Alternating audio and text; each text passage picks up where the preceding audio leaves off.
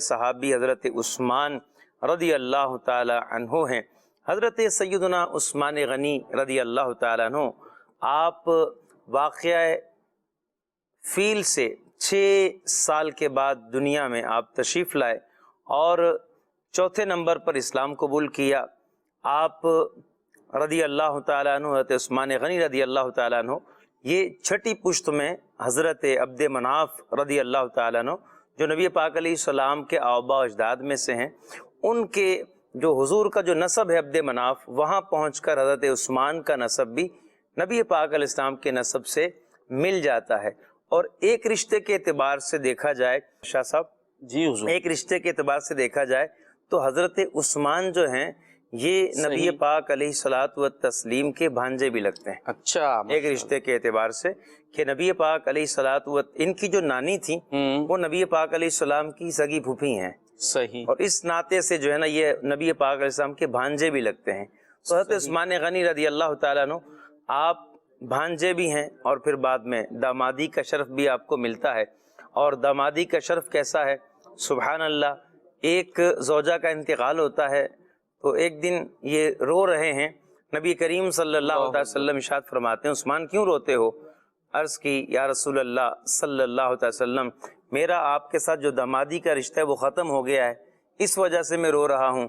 تو آپ علیہ السلام نے فرمایا اے عثمان یہ دیکھو جبریل آئے ہیں، اللہ کا پیغام لائیں، مجھے کہا ہے کہ اپنی دوسری بیٹی کا بھی نکاح تم سے کر دوں۔ سبحان اللہ، چنانچہ حضرت ام کلثوم رضی اللہ تعالی عنہا ان کا بھی نکاح آپ سے کر دیا گیا۔ صحیح، اور جو آپ نے بات بیان کی ہے احادیث میں بالکل موجود ہے کہ اگر میری 100 بیٹیاں بھی ہوتی تو میں ایک ایک کر کے عثمان کے نکاح میں دیتا رہتا۔ حضرت عثمان غنی رضی اللہ تعالیٰ عنہ آپ کی شرافت کیسی ہے؟ زمانہ جاہلیت میں بھی آپ بڑے باحیا تھے اور آپ شراب نہیں پیتے تھے، آپ نے کبھی بدکاری نہیں کی کہ جب بدکاری کو فخر سمجھا جاتا تھا اور جب جو ہے نعوذ باللہ شراب عام تھی، لیکن اس کے باوجود بھی حضرت عثمان رضی اللہ تعالیٰ عنہ ان چیزوں کے قریب نہیں گئے اور تجارت کرتے تھے، یعنی دنیاوی اعتبار سے بھی اسٹیبل تھے اور اپنے کاروبار میں دلچسپی رکھنا اور دنیاوی فضولیات میں نہ پڑنا، یہ بھی آپ کا جو ہے نا ایک طرح کا زمانہ اسلام قبول کرنے سے پہلے آپ اس طرح تجارت میں مصروف رہے اور برائیوں سے آپ دور رہے، اور پھر آپ رضی اللہ تعالیٰ عنہ خلافت پر 12 سال متمکن رہے، خلیفہ راشد رہے اور آپ نے اسلام کو پھیلایا۔ آپ کے دورہ خلافت میں جو فتوحات ہوئی ہیں اس کے بعد فتوحات کا سلسلہ ایک طرح سے بیچ میں رک گیا، لیکن آپ کے دور میں فتوحات کا سلسلہ جاری رہا اور اسلام دنیا کے کونے کونے تک پھیل گیا۔ یوں بھی ہے نا کہ حضرت فاروق اعظم رضی اللہ تعالیٰ عنہ کے بعد جیسے ان کی فتوحات بڑی مشہور ہے، حضرت عثمان غنی کا بھی اسی طرح بالکل یہ تسلسل تھا ایک جو ہے نا فتوحات فاروق اعظم، کیونکہ وہ تو زیادہ کی جاتی ہے، پر ان کے حوالے سے ان کے حوالے سے بھی ہے کہ آپ کی دور خلافت میں بھی بڑے بڑے ممالک جو ہے نا فتح ہوئے۔ یہ ہمارا جو بلوچستان ہے یہ بھی جو ہے نا دور عثمان غنی میں فتح ہوا ہے۔ آپ غور کریں کہ اسلام جو ہے وہ الحمدللہ یوں بھی ملا الحمدللہ۔ تو یہ ایک سلسلہ آپ کی فتوحات کا رہا، اور پھر آپ رضی اللہ تعالیٰ کے دور خلافت میں جو بڑے بڑے کام ہوئے ہیں ان میں ایک قرآن پاک کا جمع ہونا ہے۔ اب اس کی تفصیل کیا ہے انشاءاللہ تفصیل کی طرف آتے ہیں کیونکہ ابتدائی کیونکہ تعارف ہے، تو ایک آخری بات یہ عرض کر دوں کہ 18 ذوالحجۃ الحرام میں آپ کا وصال ہو جاتا ہے اور اسی مناسبت سے الحمدللہ یوم عثمان غنی دنیا بھر میں منایا جاتا ہے۔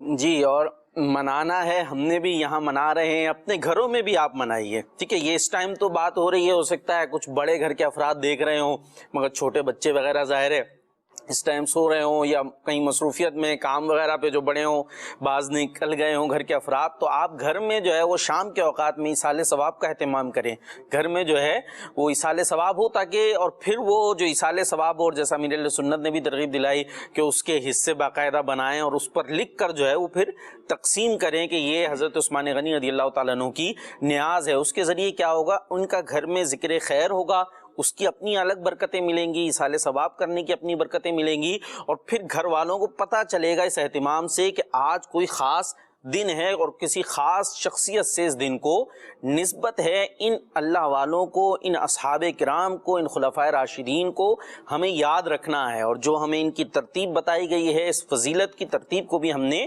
یاد رکھنا ہے. ابھی ان پر انشاءاللہ یہ تو ابتدائی یوں کہہ لیجیے تعارف تھا، یہ جتنی باتیں ہوئی ہیں انشاءاللہ ان جہتوں پر جو ہے وہ ہمارے ساتھ بلال مدنی بھی آ چکے ہیں، انشاءاللہ گفتگو کریں گے مبلغین.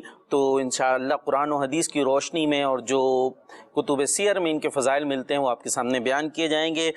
آئیے نعت کی طرف چلتے ہیں. سپتر بھائی ہمارے پاس موجود ہیں، کیا سنا رہے حضور؟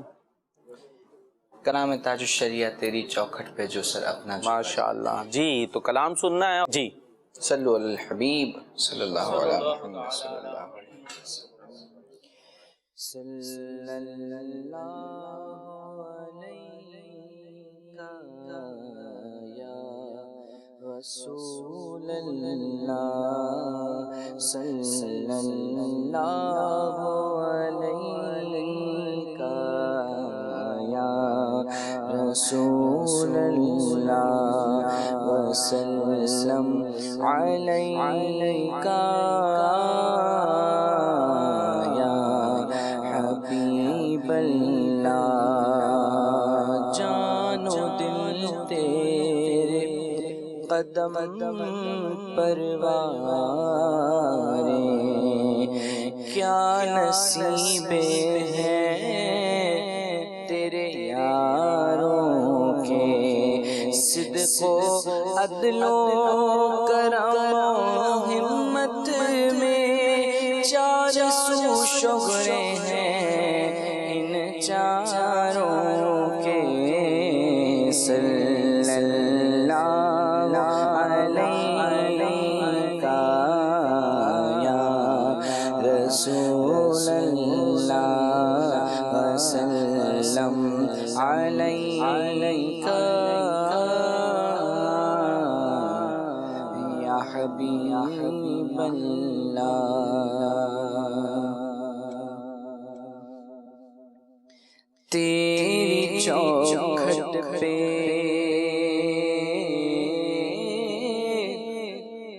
تیری چوکھٹ پہ جو سر اپنا جھکا جاتے ہیں، تیری چوکھٹ پہ جو سر اپنا جھکا جاتے ہیں، تیری چوکھٹ پہ جو سر اپنا جھکا جاتے ہیں، تیری چوکھٹ پہ جو سر اپنا جھکا جاتے ہیں، ہر بلندی کو وہی نیچا دکھا جاتے ہیں، ہر بلندی کو وہی نیچا دکھا جاتے ہیں، تیری چوکھٹ پہ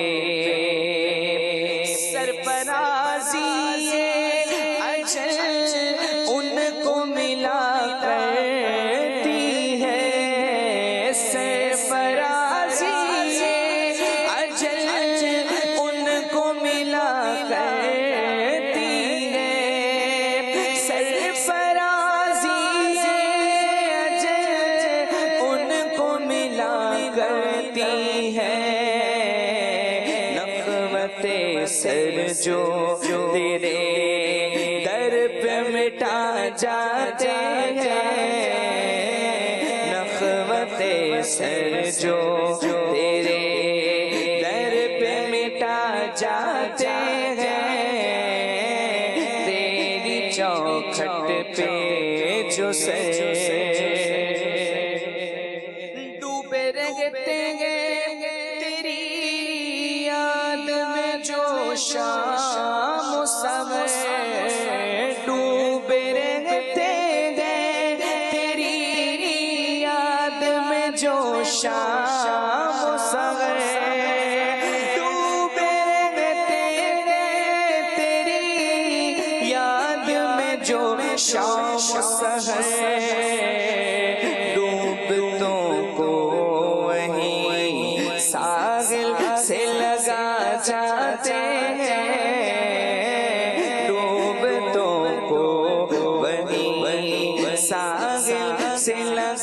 جاتے ہیں ڈوبتوں کو وہی ساحل سے لگا جاتے ہیں تیری چوکھٹ پہ جو سیر مرنے والے رخ زیبا پہ تیرے جان جہاں مرنے والے تیرے مرنے والے رخ زیبا پہ تیرے جان جہاں مرنے والے رخ زیبا پہ تیرے جان جہاں عیش جاوید کے اسرار بتا جاتے ہیں عیش جاوید کے اسرار بتا جاتے ہیں تیری چوکھٹ پہ جو سے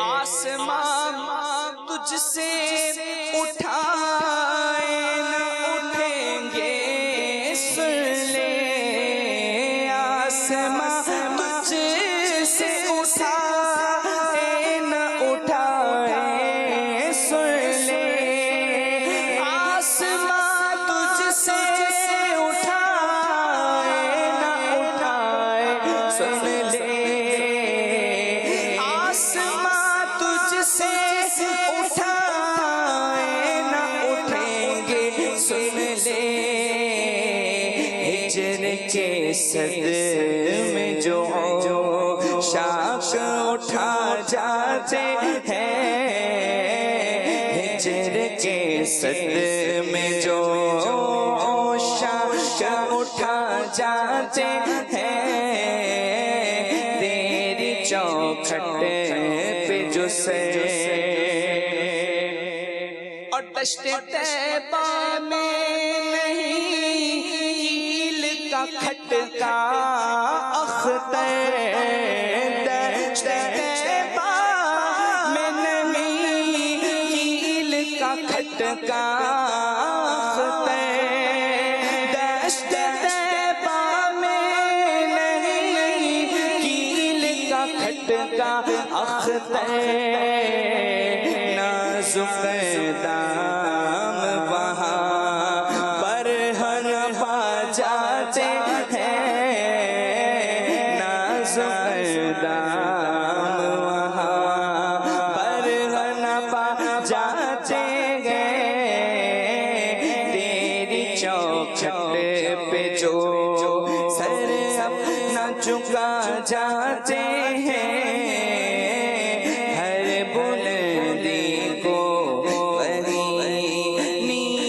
دکھا جاتے ہیں تیری چوکھٹ پہ جو سبحان اللہ سبحان اللہ۔ بات کر رہے ہیں حضرت سیدنا عثمان غنی رضی اللہ تعالیٰ عنہ، مسلمانوں کے تیسرے خلیفہ اور آقا علیہ الصلوۃ والسلام کی ایک محبوب اور پسندیدہ شخصیت۔ جی بلال بھائی آپ کی طرف اگر ہم آئیں اور کچھ حضرت عثمان غنی رضی اللہ تعالیٰ عنہ کا ہم ذکر خیر کر رہے ہیں تو آپ کا ذکر قرآن اور حضرت عثمان، سبحان اللہ، کیا فرمائیں گے؟ نحمدہ ونصلی ونسلم علی رسولہ النبی الکریم، اما بعد فاعوذ باللہ من الشیطان الرجیم، بسم اللہ الرحمن الرحیم۔ قرآن مجید فرقان حمید میں نبی کریم صلی اللہ تعالیٰ علیہ وآلہ وسلم کے اصحاب کی شان کئی مقامات پر بیان ہوئی ہے۔ نبی کریم صلی اللہ تعالیٰ علیہ وآلہ وسلم کے جو اصحاب ہیں یہ اللہ تبارک و تعالیٰ کے منتخب فرمودہ لوگ ہیں۔ اللہ تبارک و تعالیٰ نے ان کا خود انتخاب فرمایا ہے اور حضور کی صحبت کے لیے ان کو چنا ہے۔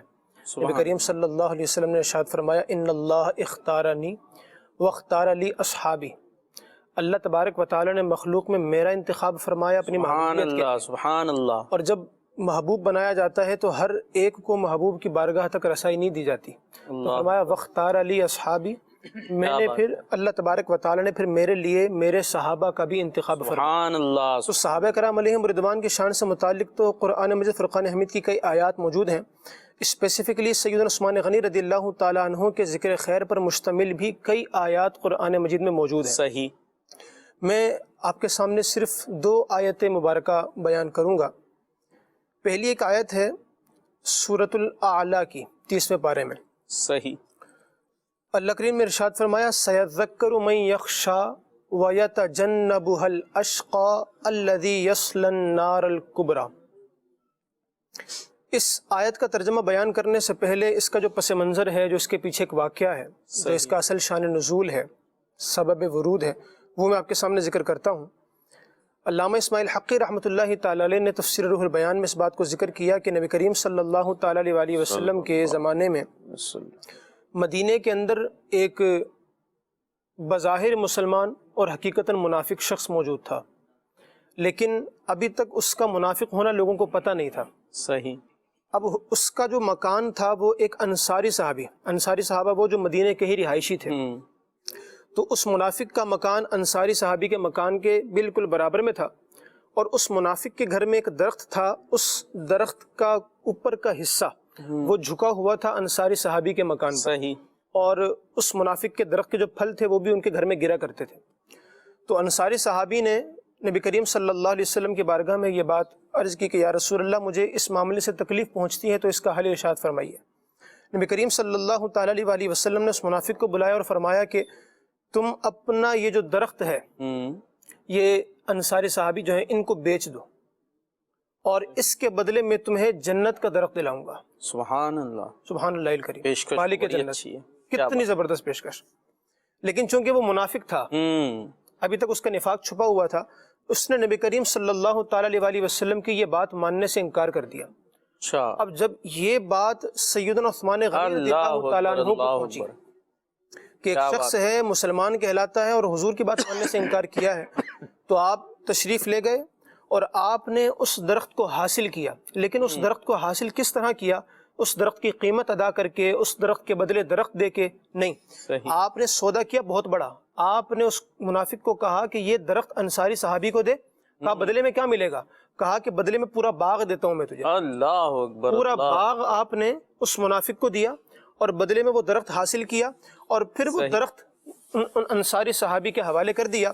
قرآن مجید فرقان حمید نے سیدنا عثمان غنی رضی اللہ تعالیٰ عنہ کی تعریف بیان کرتے ہوئے سورۃ الاعلیٰ میں ارشاد فرمایا کہ سیذکر من یخشیٰ، سبحان اللہ، عنقریب نصیحت وہ حاصل کرے گا جو ڈرنے والا ہے۔ اللہ کریم نے ان کو خوف و خشیت والا ارشاد فرمایا، یعنی یہاں پر ان کی خوف و خشیت کا بیان اس بات کو لازم ہے کہ یہ بہت بڑے صاحب علم تھے، اور نبی کریم صلی اللہ علیہ وسلم کی اس نگاہ نور سے جو انہوں نے علم کے جام پیے تھے، اس کے بدلے میں ان کو خوف خدا حاصل ہوا کہ انما یخشی اللہ من عبادہ العلماء، اللہ سے حقیقت میں ڈرنے والے وہی ہوتے ہیں جو علم والے ہوتے ہیں۔ تو فرمایا کہ انہوں نے وہ درخت حاصل کیا اور اس کے بعد حوالے کر دیا، تو فرمایا سیذکر من یخشیٰ، جو ڈرنے والا ہے وہ نصیحت حاصل کرے گا، وَيَتَجَنَّبُهَا الْأَشْقَىٰ۔ عثمان غنی رضی اللہ تعالیٰ عنہ کے اس معاملے سے آصف بھائی آپ کی بھی توجہ چاہوں گا، ایک منافق کا پردہ ظاہر ہو رہا ہے، اس کا پردہ فاش ہو رہا ہے، اور پتہ چل رہا ہے، اس کی منافقت ظاہر ہو رہی ہے کہ وہ شخص جس کے نفاق کا پتہ نہیں تھا، اس معاملے کی وجہ سے اس کا نفاق ظاہر ہوا، اور قرآن کی آیت اس پر نازل ہو گئی کہ جو بڑا بدبخت ہے وہ نصیحت سے دور رہے گا، الذی یصلی النار الکبریٰ، اور وہ جب بڑی آگ جلائی جائے گی، جو جہنم کی جو آگ ہے، جب اس میں ڈالنے کا وقت آئے گا تو پھر اس بڑی آگ کے اندر وہ جلے گا۔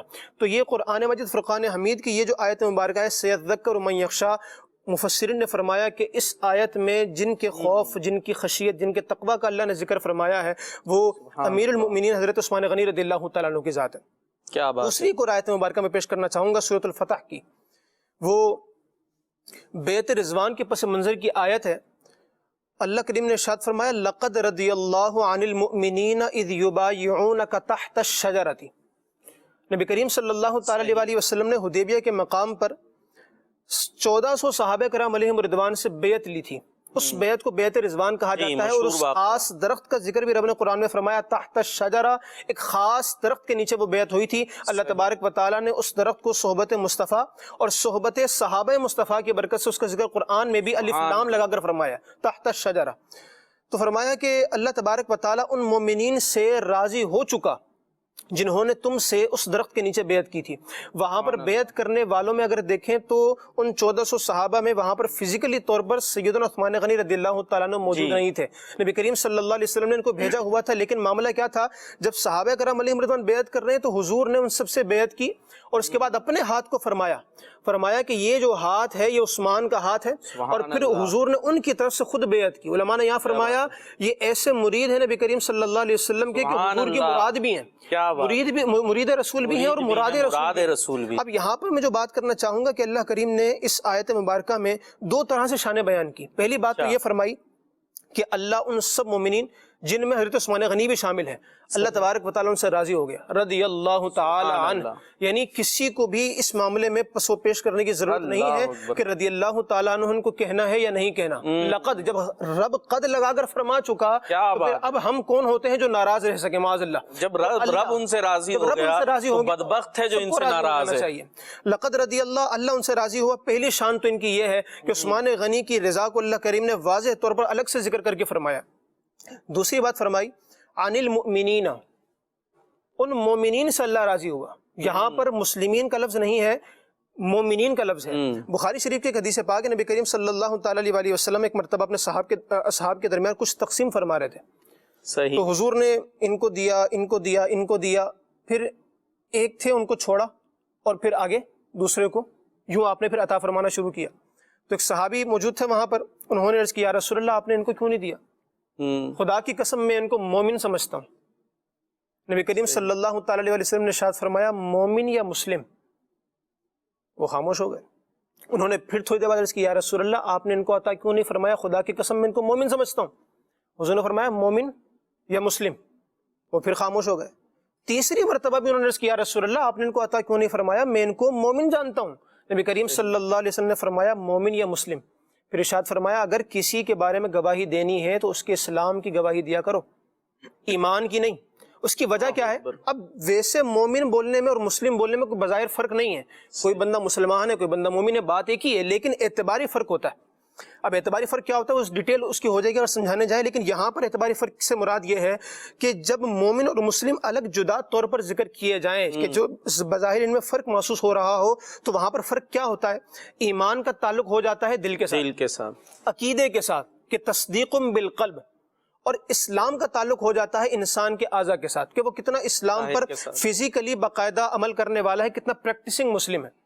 تو نبی کریم صلی اللہ علیہ وسلم وہاں پر یہی بات ارشاد فرما رہے ہیں کہ تم چونکہ کسی کے دل پر مطلع نہیں ہو سکتے، اللہ جانتا ہے دل کا حال، اور اس کے بتائے سے مصطفیٰ کریم صلی اللہ علیہ وسلم جانتے ہیں، تو لہذا کسی کے ایمان کے بارے میں نہیں بلکہ اسلام کے بارے میں گواہی دیا کرو۔ اللہ کریم فرما رہا ہے، لقد رضی اللہ عن المؤمنین، یہ جو 1400 صحابہ تھے جن میں سیدنا عثمان غنی رضی اللہ تعالیٰ عنہ شامل ہے، اللہ فرما رہا ہے چونکہ میں ان کے دل کے حالات سے واقف ہوں تو میں بتا رہا ہوں یہ مسلمین نہیں بلکہ مومنین بھی ہیں۔ یہ جب نبی کریم صلی اللہ علیہ وسلم کی بارگاہ میں حاضر ہوتے ہیں تو پھر ان پر کسی بھی قسم کی کوئی نفاق کی یا دیگر چیزوں کی تہمتیں ڈال کر ان کے اسلام پر شک کر کے اپنے آپ کو برباد مت کرنا، کیونکہ میں رب بتا رہا ہوں عن المؤمنین، یہ سارے کے سارے وہ تھے جن کے دلوں کے اندر ایمان موجود تھا۔ سبحان اللہ۔ تو شاہ صاحب پہلی بات یہ کہ اللہ تبارک و تعالیٰ ان سے اپنی رضا بھی بیان فرما رہا ہے، ان کا ایمان بھی بیان فرما رہا ہے، اور پھر جب خدا ان کی رضا ان کے لیے بیان فرما رہا ہے تو اس کی وجہ کیا ہے؟ وہ وہی بیعت رضوان ہے۔ ایک حدیث پاک ہے، سیدہ عائشہ صدیقہ طیبہ طاہرہ رضی اللہ تعالیٰ عنہ بیان فرماتی ہیں کہ نبی کریم صلی اللہ علیہ وسلم کے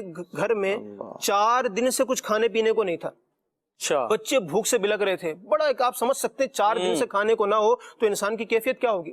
تو کہتے ہیں نبی کریم صلی اللہ علیہ وسلم گھر میں تشریف لائے اور پوچھا کہ عائشہ کچھ آیا ہے کہیں سے؟ تو عرض کیا رسول اللہ آپ ہی کے ذریعے آ سکتا ہے اور ابھی تک تو کچھ بھی نہیں آیا۔ کہتی ہیں کہ نبی کریم صلی اللہ علیہ وسلم تشریف لے گئے اور وضو کیا، اور مسجد نبوی میں کبھی کسی حصے میں نماز پڑھتے ہیں، کبھی کسی حصے میں نماز پڑھتے ہیں، یوں آپ مختلف حصوں میں نمازیں ادا کرنے لگے۔ کہتے ہیں شام کا وقت ہوا تو سیدنا عثمان غنی رضی اللہ تعالیٰ عنہ آئے اور کہا کہ امی جان گھر میں آنے کی اجازت چاہتا ہوں۔ تو کہتی ہیں کہ میں نے اجازت دے دی۔ جب گھر میں آئے تو کہ امی جان نبی کریم صلی اللہ علیہ وسلم کہاں تشریف فرمائے؟ تو کہتی ہیں میں نے بتایا کہ وہاں ہیں اور کیوں ہیں اور ہمارے گھر میں کیا حال ہے، وہ سارا بیان کر دیا۔ عثمان غنی رضی اللہ عنہ وہاں پر گریہ وزاری کرنے لگے، رونے لگے، کہنے لگے دنیا تیرا ناس ہو، تو تباہ و برباد ہو جائے کہ تو عثمان کے پاس اتنی زیادہ موجود ہے اور کاشان نبوت کے اندر کھانا موجود نہیں ہے۔ عرض کی امی جان آپ مجھے خبر دے دیتی، آپ حضرت عبد الرحمن بن عوف سے کہہ دیتی، یہ سارے مالدار صحابہ ہیں، وہ فوراً پہنچ جاتے۔ آپ فوراً گئے، آپ نے آٹے کا تھیلا لیا، گندم کا تھیلا لیا، آپ نے ایک بکری ذبح کروائی اور اس کی پوری کھال اتروا کر وہ باقاعدہ، اسی طرح کھجور کا ایک باقاعدہ بورا، اسی کے ساتھ آپ تقریباً 300 درہم غالباً بیان کیا جاتا ہے کہ آپ کئی درہم بہرحال ایک تھیلی میں ڈال کر آپ لے کر حاضر ہو گئے اور کہا کہ امی جان فی الوقت یہ قبول کریں اور میں بھی آتا ہوں۔ یہ تو آپ سامان دے کر گئے نا، آٹا ہے، گندم ہے، بکری ہے اور کھجور ہے، ان میں سے آپ ڈائریکٹ صرف کھجور ہی کھا سکتے ہیں، کیا کھائیں گے باقی؟ آپ فوراً گئے اور پھر پکا ہوا کھانا لائے، روٹیاں تیار ہیں، سالن تیار ہے، اور آپ نے پیش کر دیا اور کہا کہ جب بھی کبھی حاجت ہو عثمان کو آپ حکم فرمائیے گا امی جان۔ آپ نبی کریم صلی اللہ علیہ وسلم جو گھر میں تشریف لائے اور آ کر دیکھا کہ گھر میں سارا سامان موجود ہے تو پوچھا کہ عائشہ کہاں سے آیا؟ تو عرض کیا رسول اللہ عثمان آئے تھے، سارا حال دیکھا، بڑے روئے، بڑی تکلیف ان کو پہنچی اور وہ سارا فٹافٹ انہوں نے یہاں پر حاضر کیا ہے۔ تو نبی کریم صلی اللہ تعالیٰ علیہ وسلم فوراً اپنے گھر سے باہر دوبارہ تشریف لے گئے۔ امی جان بیان کرتے ہیں حضرت عائشہ کہ فوراً حضور تشریف لے گئے، مسجد نبوی میں گئے اور وہاں جا کر اللہ تبارک و تعالیٰ سے دعا کر رہے ہیں نبی کریم صلی اللہ علیہ وسلم کہ اے اللہ میں عثمان سے راضی ہوں، تو بھی عثمان سے راضی ہو۔ سبحان اللہ، سبحان اور یہ ایک بار نہیں فرمایا، دوسری بار فرمایا اے اللہ میں عثمان سے راضی ہوں، تو بھی عثمان سے راضی ہو جا، اے اللہ میں عثمان سے راضی ہوں، تو بھی عثمان سے راضی ہو جا۔ 3 مرتبہ نبی کریم صلی اللہ تعالیٰ علیہ وسلم نے اپنی رضا ان کو دی، اور آپ یہ سمجھ سکتے ہیں کہ خدا جس کو اپنی رضا دے دے اور نبی کریم صلی اللہ علیہ وسلم جن کو اپنی رضا سے نواز دے، تو جب یہ کبھی کسی سے راضی ہو جاتے ہیں تو کبھی ناراض نہیں ہوتے دوبارہ، ایسی رضا ان کو عطا فرماتے۔ اس کی وجہ کیا ہے؟ وجہ کیا ہے؟ آپ اور میں زندگی میں بعض لوگوں سے راضی ہوتے ہیں اور کسی موقع پہ ناراض بھی ہو جاتے ہیں، پھر راضی ہوتے ہیں، پھر ناراض ہو جاتے ہیں، ہمیں نہیں پتہ ہوتا اگلا ہمیں آگے کون سی تکلیف پہنچانے والا ہے۔ آج بڑے اچھے طریقے سے بات کر رہے ہیں، کل ہو سکتا ہے کوئی ایسی بات کر دے ہم ناراض ہو جائیں، لیکن خدا جانتا ہے یہ آگے چل کے کیا ہونے والا ہے، مصطفیٰ جانتے ہیں یہ آگے چل کر کیا ہونے والا ہے، ان کی وفات کیا ہے، ان کی زندگی کیا ہے، ان کے مقام و مرتبے کیا ہیں، یہ کس درجے کے مومن کس درجے کے مسلم ہیں۔ تو رب تبارک و تعالیٰ نے جو ان کے ایمان کا ذکر فرمایا تو صرف اس وقت تک کے لیے نہیں فرمایا کہ حضور کی ظاہری زندگی میں ایمان والے ہیں، یہ رب نے علی المومنین لگا کر بتا دیا کہ یہ سارے کے سارے وہ ہوں گے جن کی زندگی بھی ایمان پر ہے اور جن کی موت بھی ایمان پر ہے۔ جی مدنی چینل کے ناظرین، بات ہو رہی ہے ان عثمان غنی رضی اللہ تعالیٰ عنہ کی جن سے خدا بھی راضی ہے، جن سے رسول بھی راضی ہیں، مصطفیٰ بھی راضی ہیں۔ تو الحمدللہ ہم مسلمان، ہم عاشقان رسول بھی ان سے راضی ہیں، اور وہی خوش قسمت ہے جو ان صحابہ سے راضی ہے، اور وہ بدبخت ہے جو ان سے ناراض ہے۔ اور ان کے ایمان کو قرآن نے بیان کیا ہے، اور قرآن آخری کتاب، اب اس نے ہی ہمیشہ رہنا ہے، تو اس کے اندر ان کے ایمان کو بیان کر دیا گیا۔ تو اب اس پر جو یقین رکھنے والا ہے وہ ان سے عقیدت ہی رکھے گا۔ اور یہاں عشق رسول کا بھی پتہ چلتا ہے حضرت عثمان غنی رضی اللہ تعالیٰ عنہ۔ بہت سارے موضوعات ہو سکتے، ظاہر ہے وقت اگرچہ ہمارے پروگرام کا پھر بھی کچھ زیادہ ہی ہوتا ہے، لیکن ان کا ذکر اور ان کے اوصاف اتنے زیادہ ہیں کہ وہ اس کو یوں کہہ لیں احاطہ ہم نہیں کر سکتے۔ لیکن چلیں گے آصف بھائی کی طرف، اور اگر عشق رسول کے حوالے سے ہی موضوع آگے لے لیں یا جیسا آپ فرمائیں، کس بات پر بات کرنا چاہیں گے؟ ماشاءاللہ میرا دل کر رہا تھا بلال بھائی اور بولتے چلے جائیں، بڑے زبردست نکات جو ہے وہ بیان کیے ہیں ماشاءاللہ قرآن و حدیث کی روشنی میں، اللہ پاک نے اور برکتیں عطا۔ آمین آمین۔ آپ نے تذکرہ کیا نا کہ جو حضرت عثمان غنی رضی اللہ تعالیٰ عنہ کے عدو ہیں، ان سے نفرت کرنے والے ہیں، تو رحمت الہی سے دور ہو جاتے ہیں وہ لوگ۔ تو اس کی یعنی کہ ایک مثال یہ بھی ہے، حدیث پاک ہے، ایک جنازہ لایا گیا، نبی کریم صلی اللہ علیہ وسلم نے وہ جنازہ پڑھانے سے انکار کر دیا۔ اللہ اکبر۔ صحابہ اکرام نے عرض کی یا رسول اللہ صلی اللہ علیہ وسلم، یہ سب ہم نے پہلی مرتبہ دیکھا ہے کہ آپ نے کسی کے جنازہ پڑھانے سے انکار کر دیا۔ صحیح۔ ارشاد فرمایا یہ شخص، یہ مرنے والا عثمان سے بغض رکھتا تھا، اللہ اکبر، اس لیے اللہ نے اسے اپنی رحمت سے دور کر دیا۔ اللہ اکبر، اللہ نے اسے اپنی رحمت سے دور کر دیا۔ تو اللہ کی رحمت سے دور کون ہوتے ہیں؟ جو صحابہ سے بغض رکھتے ہیں وہ اللہ کی رحمت سے دور کر دیے جاتے ہیں۔ صحیح۔ اور جن پر لعنت ہوتی ہے وہ اللہ کی رحمت سے دور ہو جاتے ہیں۔ تو اب آپ یہ دیکھیں کہ حدیث پاک بھی ہے، اذا سمعتم الذین یسبون اصحابی فقولوا لعنت اللہ علی شرکم، کہ جب تم ایسے لوگوں کو دیکھو جو میرے صحابہ کو برا کہیں، اس وقت کہہ دیا کرو کہ تمہارے شر پر اللہ کی لعنت ہو۔ اس کا مطلب کیا ہے؟ اللہ کی لعنت کا مطلب ہے کہ اللہ کی رحمت سے دور، اور نبی پاک علیہ السلام اللہ کی رحمت ہیں سبحان اور اللہ کی رحمت کا ذریعہ ہیں۔ حضور جنازہ پڑھا دیں تو کیا اِنَّ صَلَاتَكَ سَكَنٌ لَهُمْ، اللہ اللہ اللہ تعالیٰ فرماتا ہے کہ حبیب آپ ان کے لیے دعا کر دیں، ان پہ جنازہ پڑھ دیں تو یہ ان کے لیے باعث سکون ہے۔ کیا بات ہے۔ اور نبی پاک علیہ السلام نے ایک مرتبہ فرمایا کہ قبروں میں اندھیرا ہوتا ہے، میں جنازہ پڑھ دیتا ہوں تو قبریں روشن ہو جاتی ہیں۔ سبحان اللہ سبحان دیکھیے نبی پاک علیہ السلام کا جنازہ پڑھ دینا بندے کی بخشش کا ذریعہ ہوتا ہے، لیکن جس کا جنازہ پڑھانے سے نبی پاک علیہ السلام انکار فرما دیں اللہ اکبر۔ وہ شخص بدبخت ہے، اللہ کی رحمت سے محروم ہے، وہ لعنت کا مستحق ہے۔ تو حضرت عثمان غنی رضی اللہ تعالیٰ عنہ آپ کا وہ مقام و مرتبہ بارگاہ الہی میں ہے کہ جو شخص ان سے نفرت کرے یا بغض رکھے وہ اللہ کی رحمت سے دور کر دیا جاتا ہے، رحمت الہی سے محروم ہوتا ہے۔ حضرت عثمان غنی رضی اللہ تعالیٰ عنہ آیت مبارکہ کا ذکر چل رہا تھا، تو آیت میں یہ بھی ہے ید اللہ فوق ایدیہم، تو وقت شاید کم تھا ورنہ ہمارے جو ہے وہ بلال بھائی اس پہ بات کرتے ہیں، وقت تو ہے لیکن ظاہر ایک پروگرام کا ایک پیٹرن ہوتا ہے تو گفتگو سب شامل ہوتے ہیں گفتگو میں، تو میں یہ چاہ رہا تھا کہ میں اس کو کمپلیٹ کر دوں اور مزید اس پر بات کرتے ہیں انشاءاللہ، آپ کے جامع القرآن ہونے پر، آپ کے باحیا ہونے پر، آپ کے عاشق رسول ہونے پر، تو آپ کے عاشق رسول ہونے پر بھی بات کرتے ہیں۔ اور اس سے پہلے یہ جو ید اللہ فوق ایدیہم، دیکھیں بیعت رضوان صلح حدیبیہ کے موقع پر جو بیعت رضوان ہوتی ہے اور نبی پاک علیہ السلام نے فرمایا یہ ہاتھ عثمان کا ہاتھ ہے، صحیح، اپنا ہاتھ رکھ کے فرمایا عثمان کا ہاتھ ہے۔ اب یہاں بہت ساری چیزیں قابل غور ہیں، سمجھنے والی ہیں۔ بعض لوگوں کو یہ وسوسہ آتا ہے، وہ بات کر جاتے ہیں کہ دیکھو اگر نبی پاک علیہ السلام کو علم غیب ہوتا تو آپ علیہ السلام بیعت نہ لیتے قتل عثمان کے بدلے کی، اب وہ یہ بات کر جاتے ہیں۔ لیکن پوری اگر حدیث پاک پہ غور کیا جائے اور نبی پاک علیہ السلام کے اس فرمان پہ غور کیا جائے کہ یہ عثمان کا ہاتھ ہے، تو حضور بتا رہے ہیں کہ عثمان شہید نہیں ہوئے، عثمان زندہ ہیں۔ حضور نے جب یہ فرما دیا کہ عثمان کا ہاتھ ہے تو بتا دیا کہ عثمان زندہ ہیں۔ اور آپ غور کیجئے کہ فرمایا کہ یہ عثمان کا ہاتھ ہے، یہ عثمان کی طرف سے ہاتھ ہے، ہاتھ مصطفیٰ جان رحمت صلی اللہ علیہ وسلم کا ہے، فرمایا عثمان کی طرف سے ہے۔ اللہ پاک نے آیت نازل فرما دی ید اللہ فوق ایدیہم، اللہ کا بے مثل دست قدرت، بے مثل ہاتھ جیسا اس کی شان کے لائق ہے، کیونکہ جسم سے جسمانیات سے وہ پاک ہے، تو اللہ کا بے مثل ہاتھ ان کے ہاتھوں پر ہے۔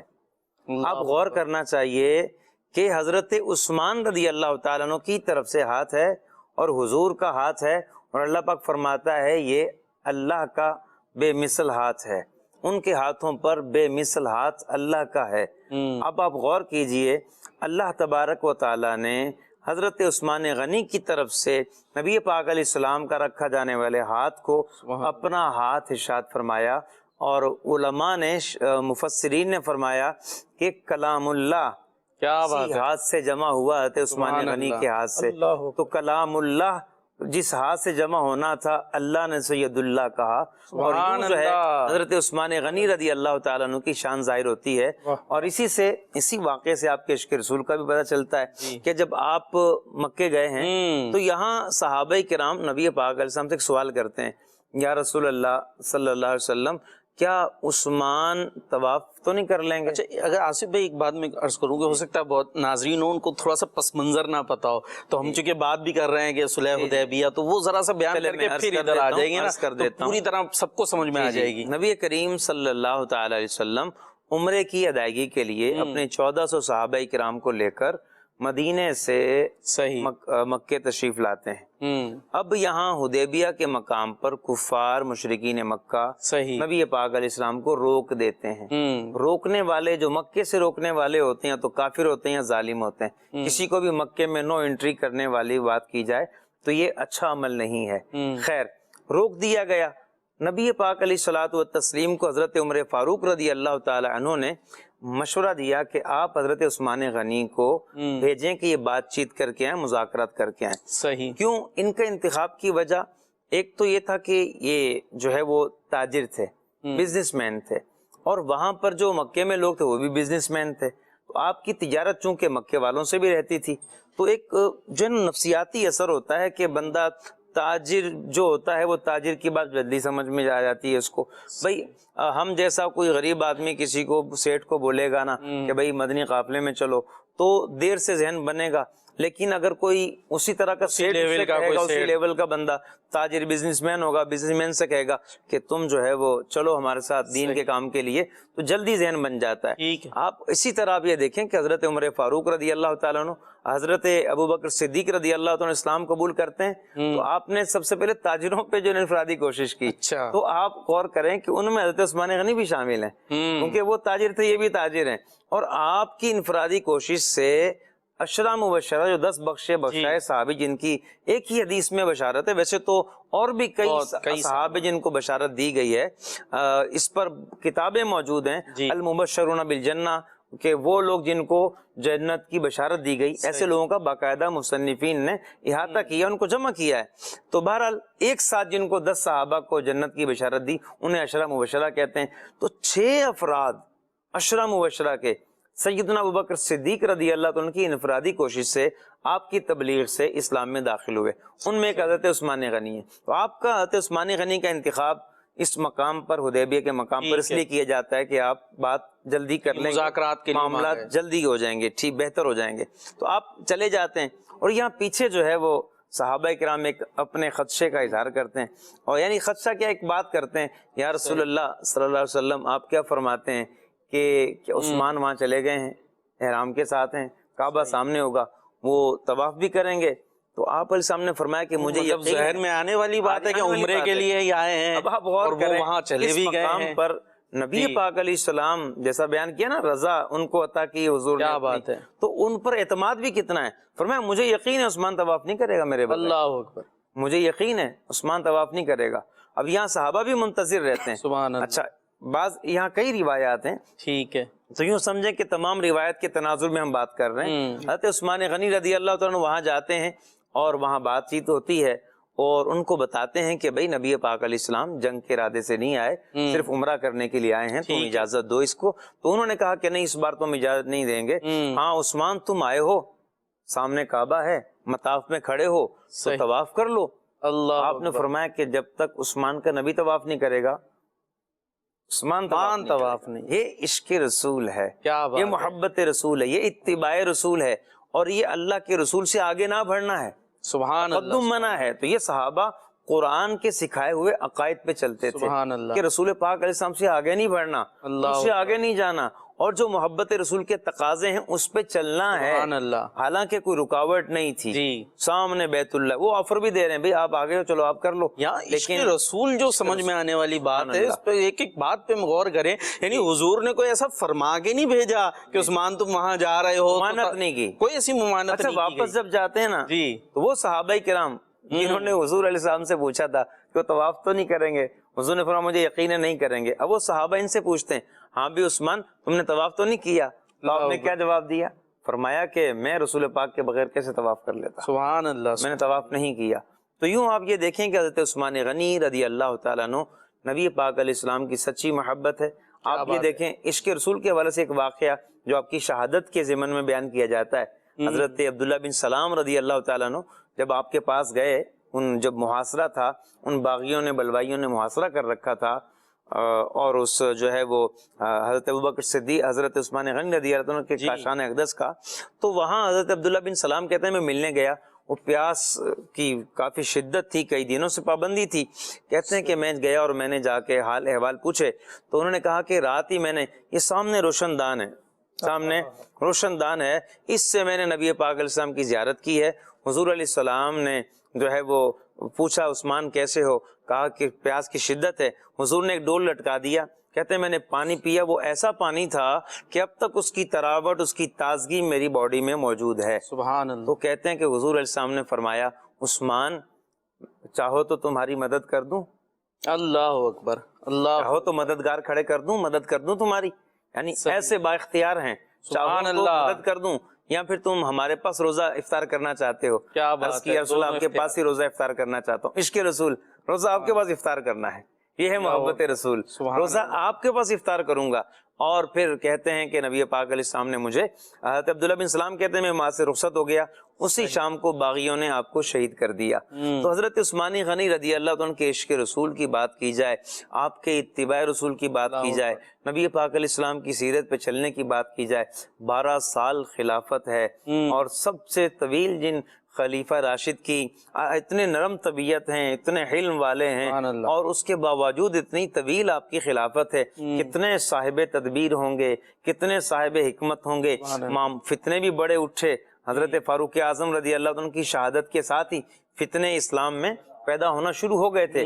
اب ان کا مقابلہ بھی کرنا، داخلہ معاملات، خارجہ معاملات، ان تمام کو ڈیل کرنا، یہ واقعی فراست عثمانی ہے، حکمت عثمانی ہے، تدبیر عثمانی۔ عشق رسول کے حوالے سے جو ہماری بات ہو رہی تھی، اسی میں یہ جو محاصرہ ہوا تھا، اس میں جب بات آتی ہے کہ حضور اجازت دیں کہ ہم ان سے جنگ کرتے ہیں، انہیں ابھی بتا دیتے ہیں کہ ہمارے تلوار کی دھار کیا ہے، یہ کیا محاصرہ کریں گے، حضرت عثمان غنی کہتے ہیں میں حضور علیہ الصلوۃ والسلام کی شہر کی بے حرمتی ہونے نہیں دوں گا، یہاں خون ریزی ہوگی، یہ مجھے گوارا نہیں۔ اچھا، پھر بات کر دی گئی کہ پھر حضور آپ ایسا کریں، یہاں سے ہم راستہ بناتے ہیں، آپ یہاں سے تشریف لے جائیں، کہ میں حضور کا شہر چھوڑ کے نہیں جاؤں گا، واہ، مطلب جان دے دوں گا۔ جو بات ہوئی کہ جب اختیار بھی دیا، وہ بھی نبی پاک علیہ الصلوۃ والتسلیم نے ان سے وعدہ کیا تھا، حضور نے ان کو بتایا تھا اللہ تمہیں ایک قمیض عطا فرمائے گا، اشارہ تھا خلافت کی طرف، اللہ تمہیں خلیفہ بنائے گا، تم سے ظالم جو ہے نا وہ اس کو چھیننا چاہے گا مگر تم نے دینی نہیں ہے، اللہ اکبر، یعنی خلافت آپ نے دستبردار نہیں ہونا، تو آپ واقعی اس پہ نبی پاک علیہ السلام کے فرمان پر، اب یہ دیکھیں نا کیسی اتباع رسول کیسا ہے، یعنی اگر وہ رکے ہوئے تھے، ڈٹے ہوئے بھی تھے، اس کی بھی وجہ یہ تھی کہ جب حضور نے فرما دیا ہے تو اب جو ہے میں اس پہ ہی عمل کروں گا، اور جنگ میں نہیں کروں گا، مدینے کی بے حرمتی ہوگی، یہاں سے چلے جائیں کہ مدینہ کیسے چھوڑ کر چلا جاؤں۔ تو یہ عشق رسول کے بڑے انداز ہمیں حضرت عثمان غنی رضی اللہ تعالیٰ عنہ کی سیرت میں نظر آتے ہیں۔ اللہ تعالیٰ ان کا فیض ہمیں عطا فرمائے۔ اور یہاں میسیجز تو ماشاءاللہ ایک تعداد میں جمع ہو چکے ہیں، اور ہمارے ظاہر ایک تعداد میں سپتر بھائی کے لیے میسیج موجود ہیں۔ جی السلام علیکم، وعلیکم السلام ورحمۃ اللہ۔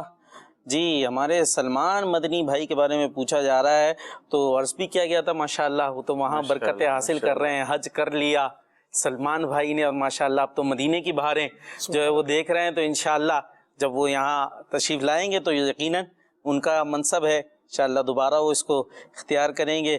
جی حضرت عثمان غنی کی کوئی منقبت سنا دیجئے، یہ بھی ہے انشاءاللہ، وہ تو ظاہر ہم نے شامل کرنی ہے۔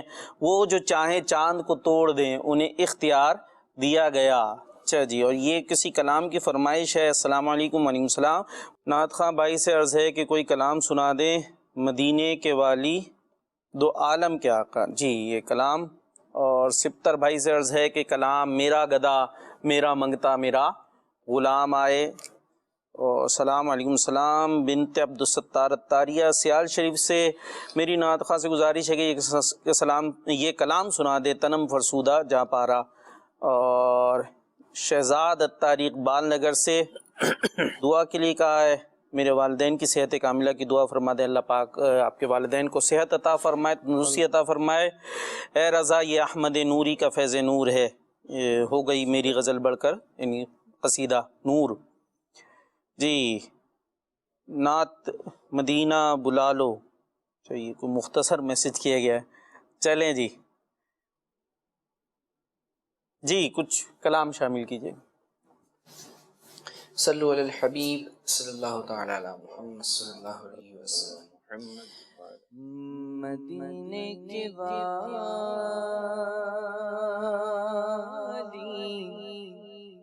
دو عالم کے داتا، مدینے کے والی دو عالم کے داتا، میری بھی نظر سوئے طیبہ لگی ہے، مدینے کے والی دو عالم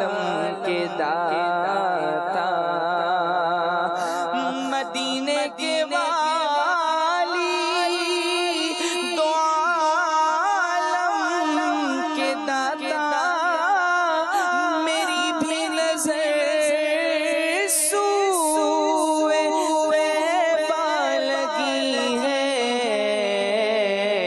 मैं मोहताज हूँ एक निगाह करम का, मैं मोहताज हूँ एक निगाह करम का। तुम्हारे करम पर मेरी जिंदगी है, मदीने के वाली दो आलम के दाता, और तुम्हारे ही टुकड़ों पे मेरा गुजारा, तुम्हारे ही दरबार हूँ मैं मंगता, तुम्हारे ही टुकड़ों पे मेरा गुजारा, तुम्हारे ही दरबार हूँ मैं मंगता,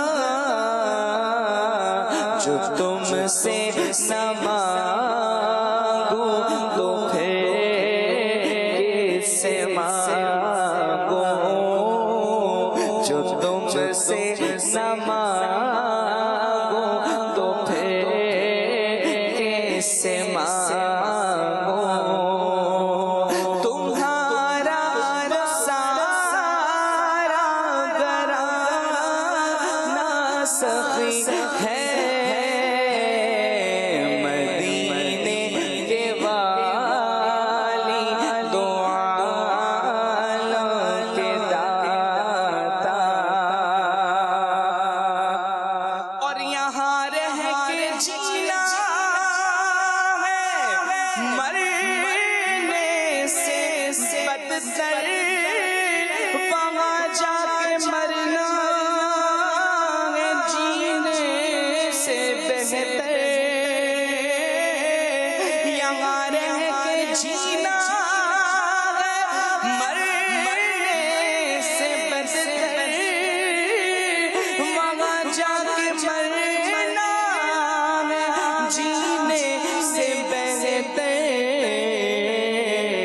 मुयस्सर जो हो उनके कदमों में रह कर, मुयस्सर जो हो उनके कदमों में रह कर, वही जिंदगी असल में जिंदगी है, मदीने के वाली दो आलम के दाता, मेरा गदा मेरा मंगता, मेरा गुलाम आए, मेरा गदा मेरा मंगता, मेरा गुलाम आए, मेरा गदा मेरा मंगता, मेरा गुलाम आए, खुदा करे कभी तैबा से ये पैगाम आए, खुदा करे कभी तैबा से ये पैगाम आए, मैं देखता ही रहूं बस तुम्हारे रोज़े को, मैं देखता ही रहूं बस तुम्हारे रोज़े को, मैं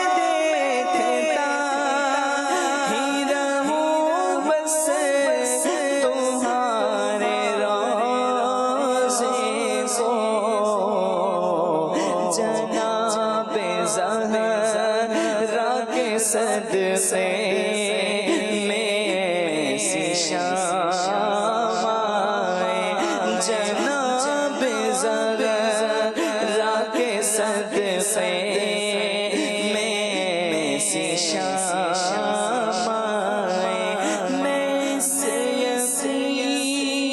یقین سے آیا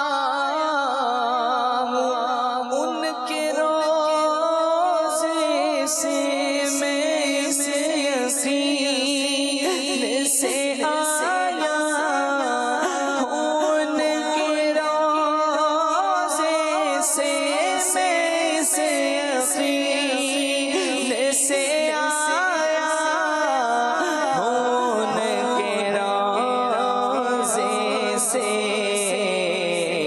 وہ پھر کہے یہ کہ واپس میرا غلام آئے وہ پھر کہے یہ کہ واپس میرا غلام آئے جناب زہرا کے صدقے میں ایسی شام آئے گرمی پہ بازار ہے عثمان غنی کا عثمان غنی کا عثمان غنی کا اللہ خریدار ہے عثمان غنی کا اللہ خریدار ہے عثمان غنی کا اللہ خریدار ہے عثمان غنی کا سرکار سے پائے گا مرادوں پہ مرادیں مرادوں پہ مرادیں مرادوں پہ مرادیں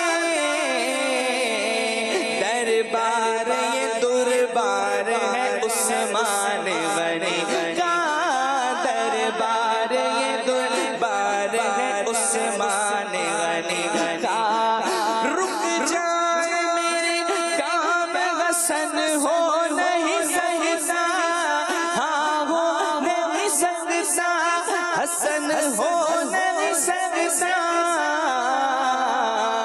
فیضان مددگار ہے عثمان غنی کا فیضان مددگار ہے عثمان غنی کا رضی اللہ تعالی عنہ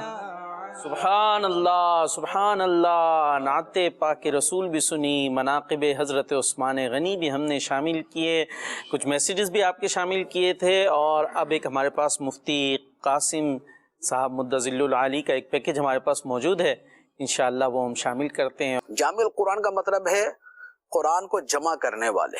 ماشاءاللہ۔ قرآن پاک کا جو جمع ہے وہ بنیادی طور پہ 3 مرتبہ ہوا، یعنی کہ 3 اس کے سٹیپ ہیں، مرحلے ہیں اس کے۔ صحیح۔ پہلا مرحلہ تو یہ تھا کہ قرآن پاک پورے کا پورا اس ترتیب کے ساتھ ہو جس ترتیب کے ساتھ یہ لوح محفوظ پہ ہے۔ جو آیت پہلے ہے وہ پہلے ہو، جو بعد میں ہے وہ بعد میں ہو، جو سورت پہلے ہے وہ پہلے ہو، جو بعد میں ہے وہ بعد میں ہو۔ صحیح۔ سورہ فاتحہ سب سے پہلے، سورہ بقرہ اس کے بعد، آل عمران اس کے بعد، نساء اس کے بعد، سورہ مائدہ اس کے بعد، اس ترتیب کے ساتھ، اور پھر ہر سورت کی جو آیتیں ہیں یہ اسی ترتیب کے ساتھ ہوں۔ صحیح۔ یہ جو ترتیب تھی اس اعتبار سے جو جمع قرآن ہے، کیونکہ قرآن تو تھوڑا تھوڑا کر کے نازل ہوا، صحیح۔ تو اب اس کو ایک جگہ اس انداز میں جمع کرنا کہ سورتیں بھی اپنی ترتیب پہ رہیں، آیات بھی اپنی ترتیب پہ رہیں، یہ تو نبی پاک صلی اللہ تعالیٰ علیہ وسلم نے خود کیا کہ جب کوئی آیت مبارکہ نازل ہوتی یا آیات نازل ہوتی یا سورت نازل ہوتی تو آپ صحابہ کرام سے فرما دیتے کہ اس سورت کو فلاں سورت کے بعد اور فلاں سورت سے پہلے رکھو۔ ماشاءاللہ۔ اچھا، آیت کے بارے میں فرما دیتے کہ یہ آیت فلاں آیت کے بعد اور فلاں آیت سے پہلے لکھو۔ صحیح۔ تو وہ یوں کر کے آیات اور سورتوں کی جو ترتیب ہے وہ جمع ہو کے جو پورا قرآن مجید ہے وہ تو خود نبی پاک علیہ الصلوۃ والسلام نے فرما دیا، تو اسے کہا جاتا ہے توقیفی۔ توقیفی کا مطلب ہوتا ہے کہ جو شریعت پر موقوف ہے، جو اللہ رسول کے بتانے پر موقوف ہے، طے شدہ ہے وہ۔ تو جو اللہ کے ہاں قرآن مجید کی ترتیب جو جبرائیل امین علیہ السلام جو ہے لے کر آنے کی ترتیب تو مختلف ہے، لیکن جو لوح محفوظ پہ ترتیب ہے وہ، اور پھر اس کے بعد جب قرآن مجید مکمل ہوا تو جو ترتیب جو ہے وہ بنی، یہ وہ ترتیب ہے کہ اس اعتبار سے جو جمع ہے اس اعتبار سے تو نبی پاک صلی اللہ تعالی علیہ وآلہ وسلم جامع القرآن. سبحان اللہ. پھر اس کے بعد دوسری مرتبہ جو جمع کا کام ہوا وہ تھا سیدنا صدیق اکبر رضی اللہ تعالیٰ عنہ کا، کیونکہ آپ کے زمانے میں یہ ہوا کہ ایک جنگ کے اندر جو حافظ جو مجاہدین تھے وہ بہت بڑی تعداد میں شہید ہوئے، خاص طور پہ جو مسلمہ کذاب سے جو مقابلہ ہوا تو اس میں ایک بہت بڑی تعداد جو ہے وہ شہید ہوئی، تقریباً 700 حفاظ کرام، اس میں صحابہ کرام بھی تھے، تابعین بھی تھے.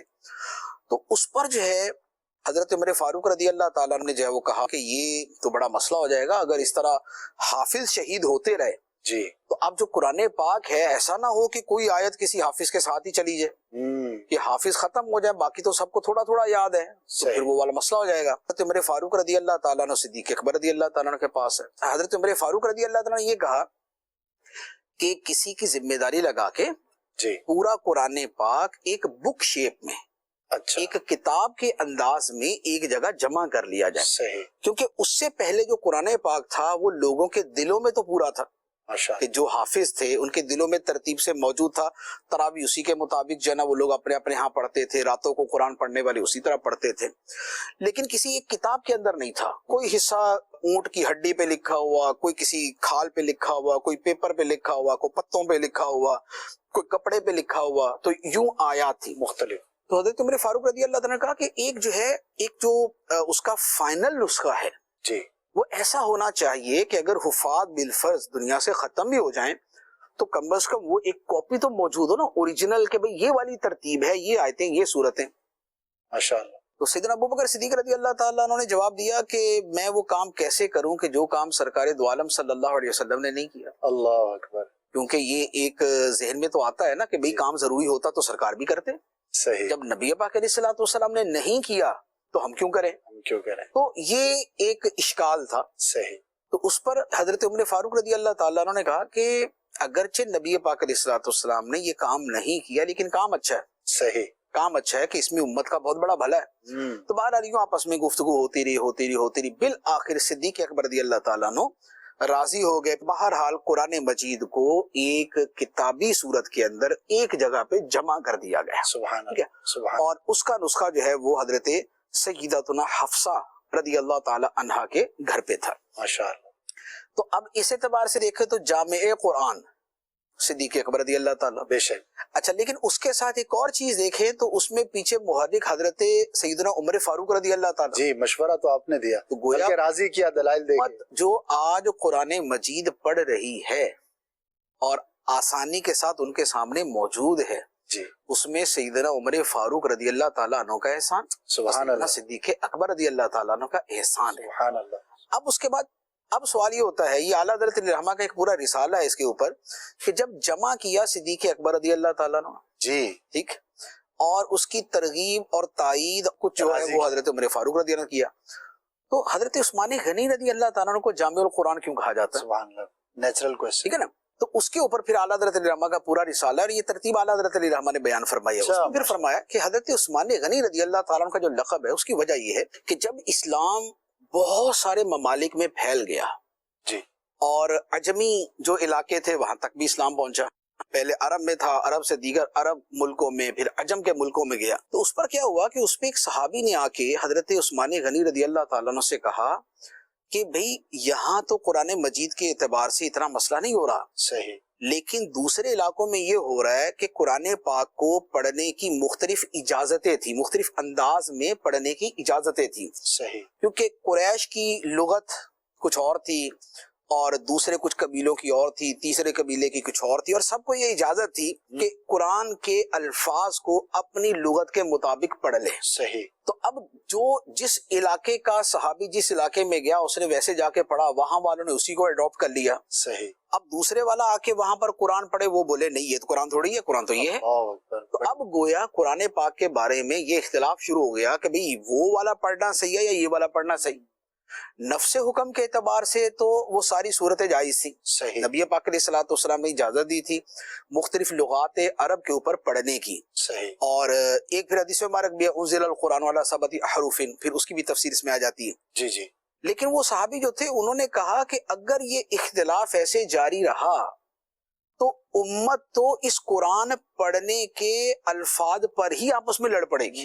بالکل تو بنیادی یہ ایک چیز ہے۔ بڑا خطرناک معاملہ ہے، آپ لوگوں کو کسی ایک لغت پہ جمع کریں۔ سبحان اللہ، سبحان اللہ، تو اس پر سیدنا عثمان غنی رضی اللہ تعالیٰ عنہ نے پھر یہ کیا کہ آپ نے جتنے بھی دوسرے نسخے تھے وہ آپ نے سارے جمع کیے، سبحان اللہ، اور ان نسخوں کو پھر سٹینڈرڈ نسخہ بنایا حضرت حفصہ رضی اللہ تعالی عنہا کے جو پاس تھا، جو پہلے تھا سر، جو پہلے تھا، اور جس کی تائید دیگر حفاظ صحابہ کرام اور صحابیات کرتے تھے سبحان کہ بھئی یہاں جو لکھا ہوا ہے جس انداز میں ہے یہ بالکل وہ ہے جو نبی پاک علیہ الصلوۃ والسلام کی لغت پر تھا، سبحان اللہ، یعنی عربی لغت ایک، لیکن اس کے اندر پھر لغات کے جو مختلف ڈیفرنسز ہوتے ہیں وہ والے آ گئے۔ سبحان اللہ، تو پھر اس نسخے کے اوپر سب کو متفق کیا گیا، اس کی پھر کاپیاں بنوا کے سیدنا عثمان غنی رضی اللہ تعالیٰ عنہ نے پھر پوری اسلامی مملکت میں بھیجی، کیا بات ہے، اور پوری امت کو ایک انداز کے اوپر جمع فرمایا، سبحان اللہ، اور وہ جو اضافی تھے وہ سارے کے سارے آپ نے جو ہے وہ رپوش کر دیے، وہ آپ نے سائیڈ میں کر دیے۔ تو اب جو امت پڑھتی ہے سبحان اللہ، وہ سیدنا عثمان غنی رضی اللہ تعالیٰ عنہ کے اسی متفق علیہ، واہ، جس پر پھر سب صحابہ کرام متفق ہوئے، جس پر ائمہ متفق ہوئے، جس پر امت متفق ہوئی، یہ وہ والا ہمارے سامنے نسخہ ہے جو چلتا آ رہا ہے۔ سبحان اللہ، تو یہ چونکہ کارنامہ سیدنا عثمان غنی رضی اللہ تعالیٰ عنہ کا ہے، تو اب یوں کہہ لیں کہ اظہار تشکر کے طور پہ سبحان اللہ، اب ہر جمعے کو خطبے میں ان کا نام اسی لقب کے ساتھ لیا جاتا ہے، وعلی جامع القرآن، اور اس ہستی پر سلام ہو واہ، کہ جو قرآن مجید کو جمع کر لے۔ کیا بات ہے، جی، پروگرام ہے کھلے آنکھ صلی اللہ کہتے کہتے، اور گفتگو جاری ہے مسلمانوں کے تیسرے خلیفہ حضرت سیدنا عثمان غنی رضی اللہ تعالیٰ عنہ کے حوالے سے، اور ہمارے مبلغ گفتگو فرما رہے ہیں خالد امیر مدنی، انہوں نے بھی ہمیں جوائن کیا ہے، اور اب انہی کی طرف ڈائریکٹ ہم چلتے ہیں کہ حضور کیا فرمائیں گے حضرت عثمان غنی رضی اللہ تعالیٰ عنہ کی شان و عظمت کے حوالے سے۔ بسم اللہ الرحمن الرحیم، نحمدہ و نصلی و نسلم علی خاتم النبیین۔ رب العالمین جل وعلا کے مصطفیٰ کریم صلی اللہ تعالیٰ علیہ وآلہ وسلم محبوب ہے، اور جن ہستیوں کو مصطفیٰ کریم علیہ السلام نے محبوب بنایا ہے کیا بات سے حضرت عثمان غنی رضی اللہ تعالیٰ عنہ بھی ہیں۔ نبی پاک علیہ السلام کی تربیت کا شاہکار ہیں یہ، سبحان عقد اللہ، عالم صلی اللہ تعالیٰ علیہ وآلہ وسلم کے صحابہ کے اجمالی فضائل اگر بیان کیے جائیں تو صحیح، قرآن مجید ارشاد فرماتا ہے اولئک الذین امتحن اللہ قلوبہم للتقوی، سبحان کہ اللہ، تقوی کو اللہ تبارک و تعالی نے ان کے دلوں پر نقش فرما دیا ہے۔ کیا بات ہے، کیسا تقوی ان کے دلوں پر نقش ہوا ہے؟ جب حضرت سیدنا عثمان غنی رضی اللہ تعالی عنہ کے وصال کا معاملہ ہے اور بلوائی حملہ کرتے ہیں، تو اس وقت جو گفتگو بلوائیوں سے حضرت عثمان غنی رضی اللہ تعالی عنہ کی زوجہ کی ہوتی ہے، اس صحیح، میں حضرت عثمان غنی رضی اللہ تعالی عنہ کا کردار بڑا واضح ہے۔ آپ رضی اللہ تعالی عنہ ان بلوائیوں سے کہتی ہیں تم ایسے شخص کو مارنا چاہتے ہو کہ جو روزانہ ایک مرتبہ ختم قرآن کرتا ہے، سبحان یعنی اللہ، اتنی تلاوت کا معمول ہے، اتنی کثرت سے رب العالمین جل وعلا کے کلام کو پڑھنے کا حضرت عثمان غنی رضی اللہ تعالی عنہ کا معمول ہے۔ نبی کریم صلی اللہ تعالی علیہ وآلہ وسلم نے ان کے دلوں کو مصفہ کیا ہے، مجلہ کیا ہے، اور یہ وہ حضرات ہیں جو اچھی عادتیں ان کے دل میں سمائی ہوئی ہیں۔ سبحان آپ دیکھیے تو رب العالمین جل وعلا نے جن اوصاف کی تعریف فرمائی ہے، حضرت عثمان غنی رضی اللہ تعالی عنہ نے انہیں اختیار کر کے اللہ رب العالمین کے حبیب صلی اللہ علیہ وسلم کے ہاتھوں جنت کا سودا کر لیا ہے۔ جب آپ یہ آیت کریمہ پڑھتے ہیں جو سورہ فتح کی آخری آیت ہے، رب العالمین جل وعلا نے ارشاد فرمایا ہے محمد الرسول اللہ والذین معہ اشداء علی الکفار رحماء بینہم تراہم رکعا سجدا یبتغون فضلا من اللہ ورضوانہ۔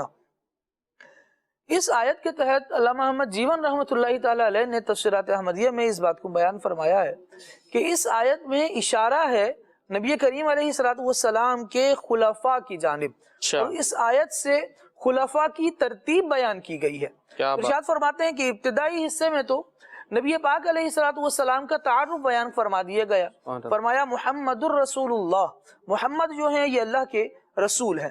پھر والذین معہ اشداء علی الکفار رحماء بینہم تراہم رکعا سجدا، یہ 4 اوصاف ہیں، اور نبی پاک علیہ الصلوۃ والسلام کے چاروں خلفاء میں یہ اوصاف اسی ترتیب سے بہت زیادہ پائے جاتے ہیں۔ آپ دیکھیے صدیق اکبر رضی اللہ تعالیٰ عنہ نبی پاک علیہ الصلوۃ والسلام کے پہلے خلیفہ ہیں، وہ مسلمانوں کے اسلام کے پہلے خلیفہ ہیں۔ ان کا وصف یہ ہے کہ جتنی رفاقت مصطفیٰ انہیں نصیب ہوئی ہے کسی اور صحابی کو نصیب نہیں، والذین معہ، وہ جنہیں معیت مصطفیٰ ملی۔ اچھا، اس میں ایک معیت کے تعلق سے ایک بات عرض کر دوں، آپ کنٹینیو کیجئے گا۔ ایک مرتبہ نبی پاک علیہ الصلوۃ والتسلیم نے حضرت ابوبکر صدیق سے فرمایا، کیا تمہیں یوم الستو یاد ہے؟ سبحان اللہ۔ یوم الستو جب اللہ پاک نے ساری روحوں سے فرمایا تھا الستو بربکم، کیا میں تمہارا رب نہیں؟ حضرت ابوبکر صدیق نے عرض کی، یا رسول اللہ مجھے وہ دن بھی یاد ہے، اور یہ بھی یاد ہے کہ سب سے پہلے بلا آپ ہی نے فرمایا تھا۔ سبحان تو اللہ۔ علماء فرماتے ہیں کہ عالم ارواح سے ساتھ ہے، اتنی معیت ہے۔ کیا بات ہے، کیا بات ہے۔ تو والذین معہ کا یہ شاہکار وہاں سے جاری ہو رہا ہے، اور پھر مصطفیٰ کریم علیہ الصلوۃ والسلام کی ساری زندگی، اور اب قبر انور میں بھی آقا عالم صلی اللہ تعالیٰ علیہ وآلہ وسلم کی جو معیت، جو ساتھ، جو رفاقت حضرت صدیق اکبر رضی اللہ تعالیٰ عنہ کے حصے میں آئی، پھر وہ کسی کے حصے میں نہیں۔ اچھا، دوسری وصف کی طرف آ جائیں جو اس آیت میں بیان ہوا، وہ ہے اشداء علی الکفار، اور مزاج عمر کا ہے کیسا حضور جانتے ہیں۔ سبحان اللہ۔ جو مزاج حضرت عمر رضی اللہ تعالیٰ عنہ کا ہے اور انہوں نے کر کے دکھایا ہے، قرآن آیات پھر اس پر نازل ہوئی ہیں، اس کا پس منظر باقاعدہ بنتی ہیں کہ آپ کفار پر بہت شدید تھے۔ آج بھی آپ دیکھ لیجئے کہ حضرت فاروق اعظم رضی اللہ تعالی عنہ کا نام سن کر لوگ لرزہ بر اندام ہوتے نظر آتے ہیں، اور اس کی وجہ بھی یہ ہے کہ عثمان غنی رضی اللہ تعالی عنہ نے جب ان طاغوتی قوتوں کا مقابلہ کیا ہے تو پھر آپ رضی اللہ تعالی عنہ جیسے چھائے رہے، اور جیسے آپ کے زمانے میں فتوحات کا سلسلہ رہا، یہ تو بعد میں نظر آتا ہے، لیکن قرآن مجید میں وہ وصف ان کا بیان کر دیا گیا جو ان کے دل کا حال تھا۔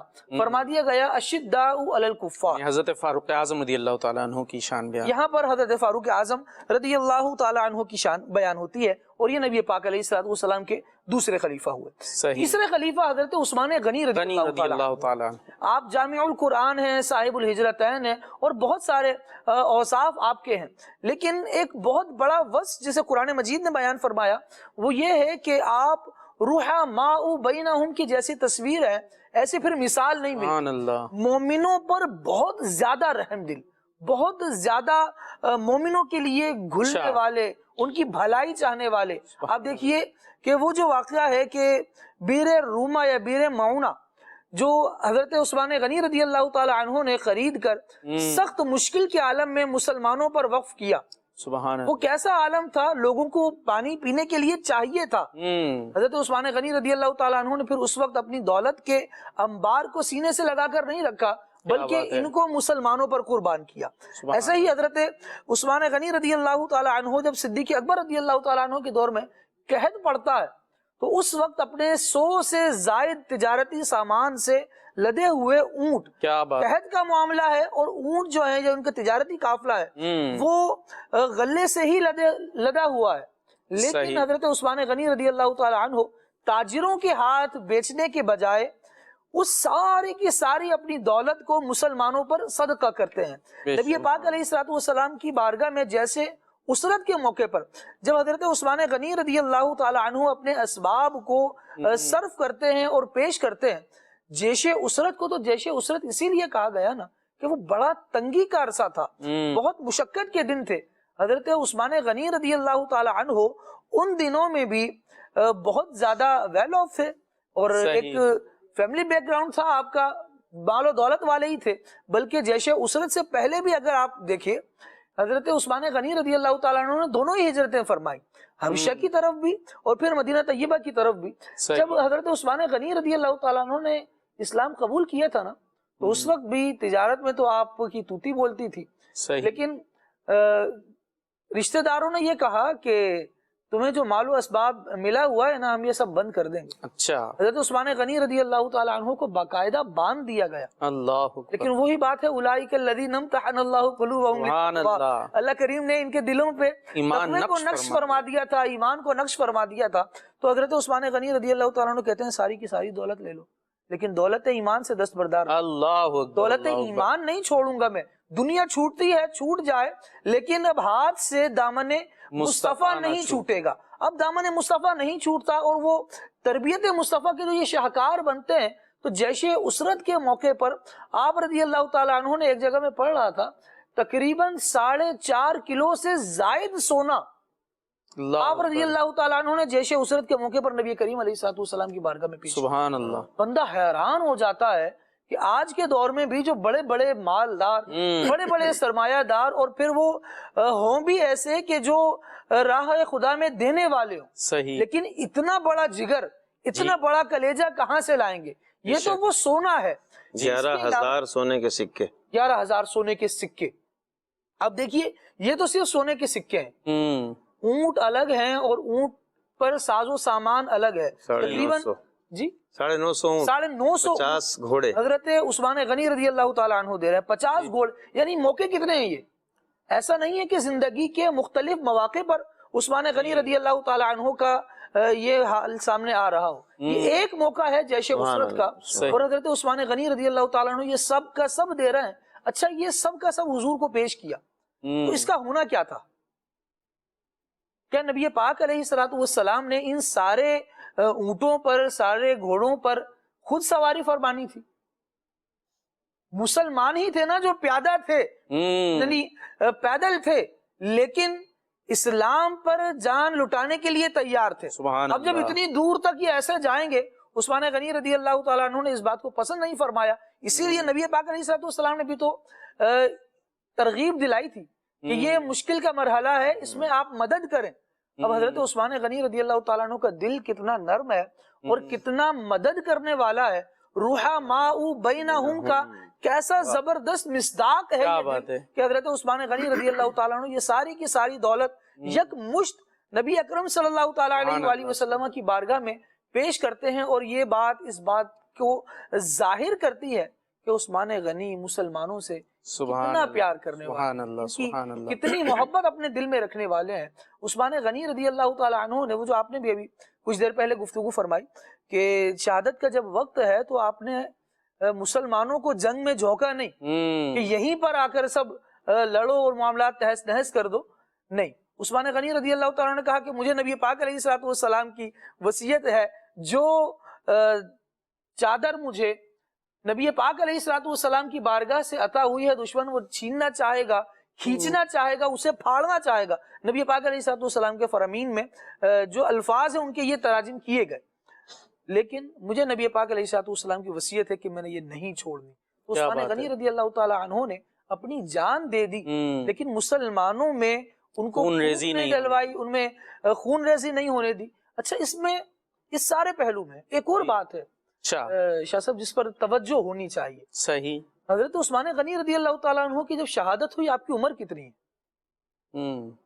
82 سال آپ کی عمر ہے۔ صحیح، 82 سال بندہ جب اپنی عمر کی گزار لیتا ہے 82 ایئرز، تو آپ اندازہ لگائیے 82 ایئرز گزر چکے ہیں، اب اس بندے کے فہم و فراست کا کیا عالم ہوگا، کیونکہ نبی پاک علیہ الصلوۃ والسلام کی تربیت یافتہ ہے، اور اس وقت جس نے ساری زندگی لوگوں پر احسان کرتے ہوئے گزاری ہو، تو لوگوں کا اس بندے کے ساتھ وفاؤں کا کیا عالم ہوگا۔ سبحان اللہ، یہ اشارہ کریں تو کیا نہ ہو جائے۔ بے شک، یہی تو وجہ تھی نا کہ حضرت مولا کائنات علی مرتضیٰ کرم اللہ تعالی وجہ الکریم نے اپنے شہزادگان کو اس لیے مقرر فرمایا کہ آپ نے حضرت عثمان غنی رضی اللہ تعالیٰ عنہ، عثمان غنی کے دروازے پر حسنین کریمین کھڑے ہوئے تھے۔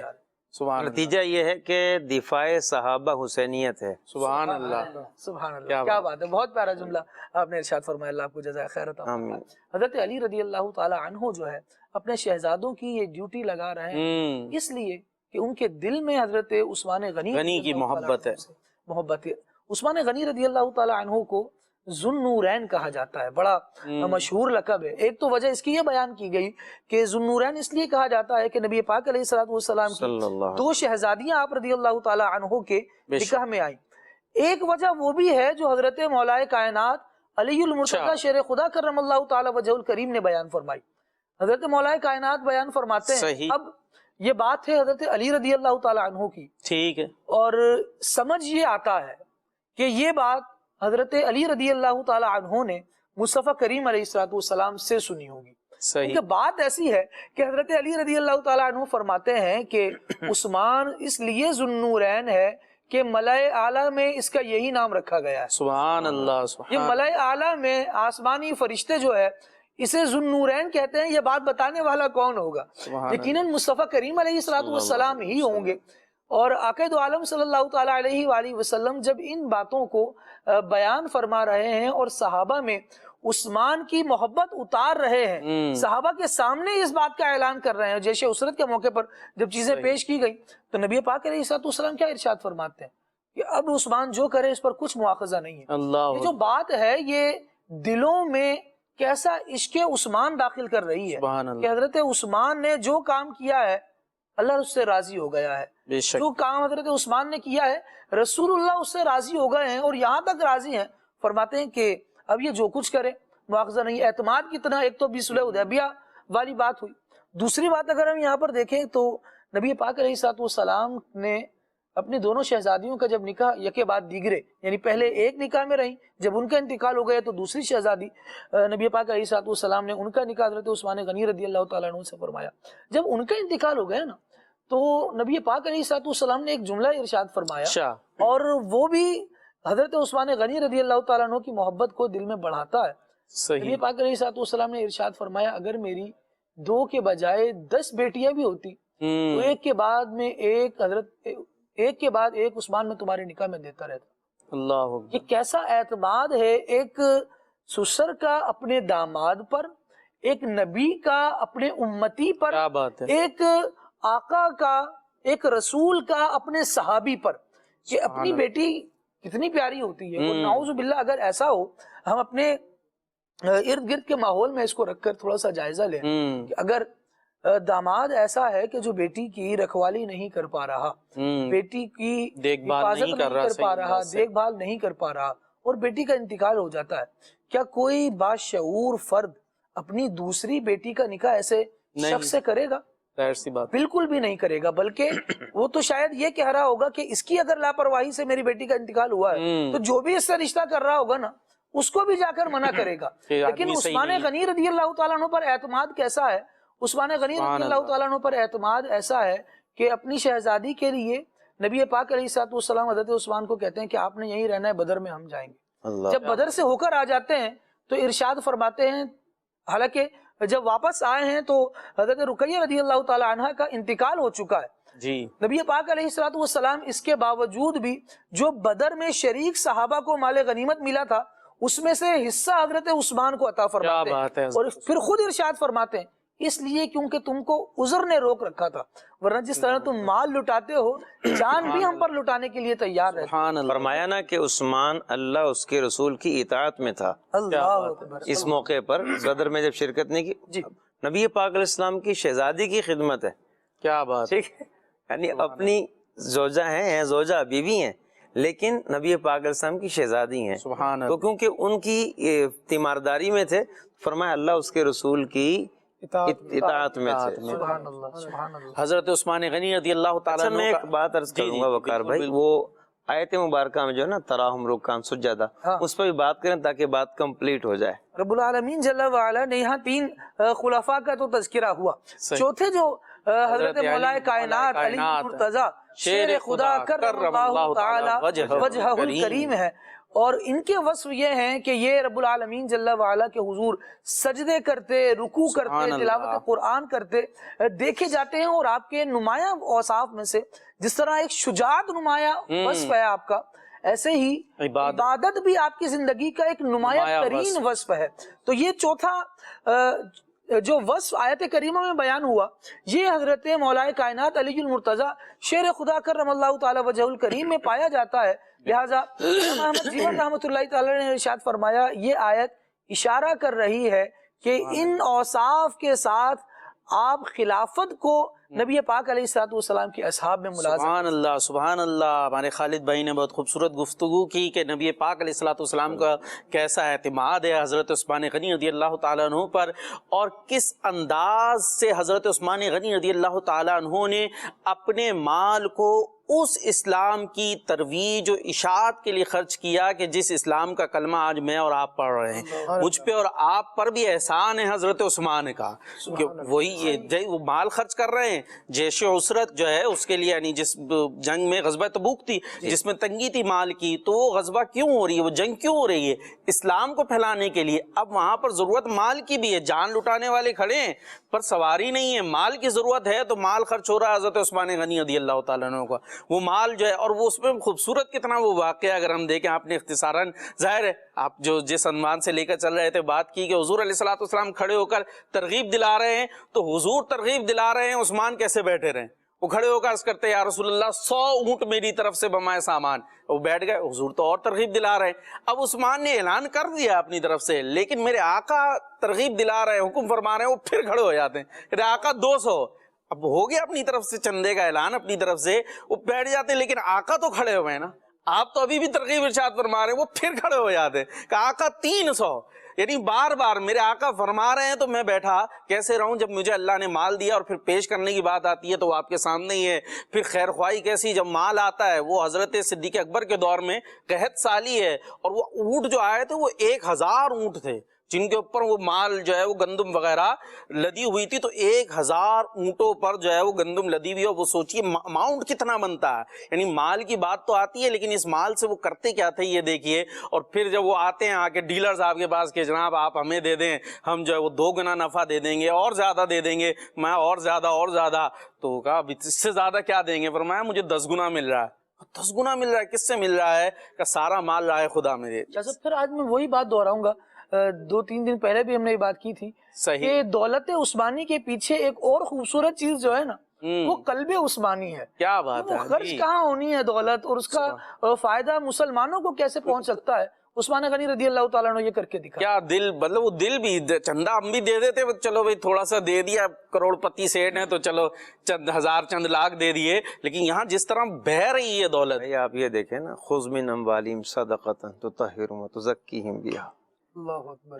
اللہ پاک فرما رہا ہے محبوب آپ ان سے لیں سبحان اللہ، اور ان کو ستھرا کر دیں. کیا بات ہے. تو قلب عثمانی کو ستھرا تو نبی پاک علیہ السلام، کیا بات ہے، کیا بات ہے. تزکیہ ان کا حضور نے فرمایا، تصفیہ حضور نے فرمایا ہے. جنہیں حضور نے اجلا کر دیا ان کا دل کتنا خوبصورت ہوگا. اور وہ جو اس میں ہے کہ اس کے بعد حضور نے فرمایا تھا کہ آج کے بعد جب وہ پیش کیا اس مال کو، حضور الٹتے پلٹتے جاتے تھے اور فرماتے تھے کہ آج کے بعد عثمان جو کریں ان پر مواخذہ نہیں. اچھا اس میں جو یہ بات تھی کہ یہ حضور نے گویا گارنٹی دی تھی کہ اب عثمان کچھ غلط کریں گے نہیں. یعنی یہ جو بات تھی نا کہ آج عثمان کچھ بھی کریں اس کے بعد ان پر مواخذہ نہیں، تو کیا مطلب پکڑ نہیں ہوگی، وہ کچھ غلط بھی کریں تو بات یہ تھی کہ وہ اب غلط کریں گے نہیں. نہ پہلے غلط کیا، جی ہاں، نہ پہلے غلط کیا نہ آئندہ کریں گے. اور یہ گارنٹی دے دی کہ ان پہ مواخذہ نہیں، مطلب ان کے دل کی وہ تزکیہ ہو گیا کہ اب انہوں نے غلط راہ پر چلنا ہی نہیں ہے. تو یہ حضرت عثمان غنی. پانی کی کمی ہوتی ہے، اب یہ بھی دین، ہجرت کی ہے، لوگ چھوڑ کر آئے سب کچھ، مدینے میں آئے ہیں، پانی میٹھا نہیں مل رہا تو عثمان غنی کا مال خرچ ہوتا ہے، وہاں پر انہیں میٹھا پانی مہیا کیا جاتا ہے. تو جو میں بات عرض کر رہا تھا کہ یہ دین کی ترویج و اشاعت میں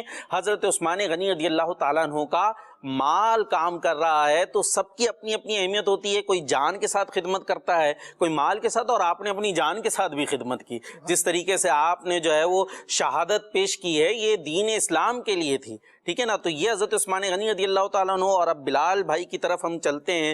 حضور کیا فرمائیں گے؟ قرآن کے حوالے سے آپ نے ذکر کیا تھا کہ شان عثمان غنی کیسے قرآن سے پتہ چلتی ہے، اور نبی پاک علیہ الصلوۃ والسلام کے کچھ فرمان. اور پھر ایک بات ہے جو میں بھی عرض کیا کرتا ہوں کہ حضور حضرت عثمان غنی نے اپنے مال سے جنت خریدی. لوگ کچھ خریدتے ہیں، انہوں نے تو پوری جنت خرید لی. تو حضور کتنی دفعہ جنت خرید لی انہوں نے. اللہ اکبر. نبی کریم صلی اللہ تعالیٰ علیہ وآلہ وسلم کا بڑا پیارا فرمان ہے کہ اللہ تبارک و تعالیٰ نے جس طرح تمہارے رزق کی تقسیم رکھی ہے نا، صحیح کہتے ہیں کھانے دانے دانے کھانے والے کا نام. تو فرمایا جس طرح اللہ تبارک و تعالیٰ نے تم میں تمہارا رزق تقسیم کیا ہے تو تم میں تمہارے اخلاق بھی تقسیم فرمائے ہیں. سبحان اللہ. اخلاق کس کے کیسے ہوں گے یہ بھی رب تبارک و تعالیٰ نے سب کو عطا فرمایا ہے. نبی کریم صلی اللہ تعالیٰ علیہ وسلم نے اپنی شہزادی حضرت رقیہ رضی اللہ تعالیٰ عنہ جو پہلے نکاح میں آئی تھی عثمان غنی رضی اللہ تعالیٰ عنہ کے، ان سے ارشاد فرمایا تھا کہ بیٹی یہ جو تمہارے شوہر عثمان ہیں اخلاق کے معاملے میں یہ میرے مشابہ ہیں. اللہ اکبر. اللہ یعنی نبی کریم صلی اللہ تعالیٰ علیہ وسلم کے اخلاق جب حضرت امی جان حضرت عائشہ صدیقہ طیبہ طاہرہ رضی اللہ تعالیٰ عنہ سے پوچھے تو آپ نے کہا کہ ان کا خلق تو قرآن ہے. کیا بات. قرآن دیکھ لو تو مصطفیٰ نظر آتے ہیں، مصطفیٰ کو دیکھ لو تو قرآن نظر آتے ہیں. اور پھر حضور اپنی بیٹی سے کیا فرما رہے ہیں کہ اگر میرے اخلاق دیکھنے ہو اور میری تصویر عملی تصویر دیکھنی ہو تو پھر تمہارے شوہر عثمان کے اندر مجھے نظر آتی ہے. تو نبی کریم صلی اللہ تعالیٰ علیہ وسلم کے جو اخلاق ہیں ان کے یہ جامع ہیں، حضور کے اخلاق سے انہوں نے حصہ پایا ہے.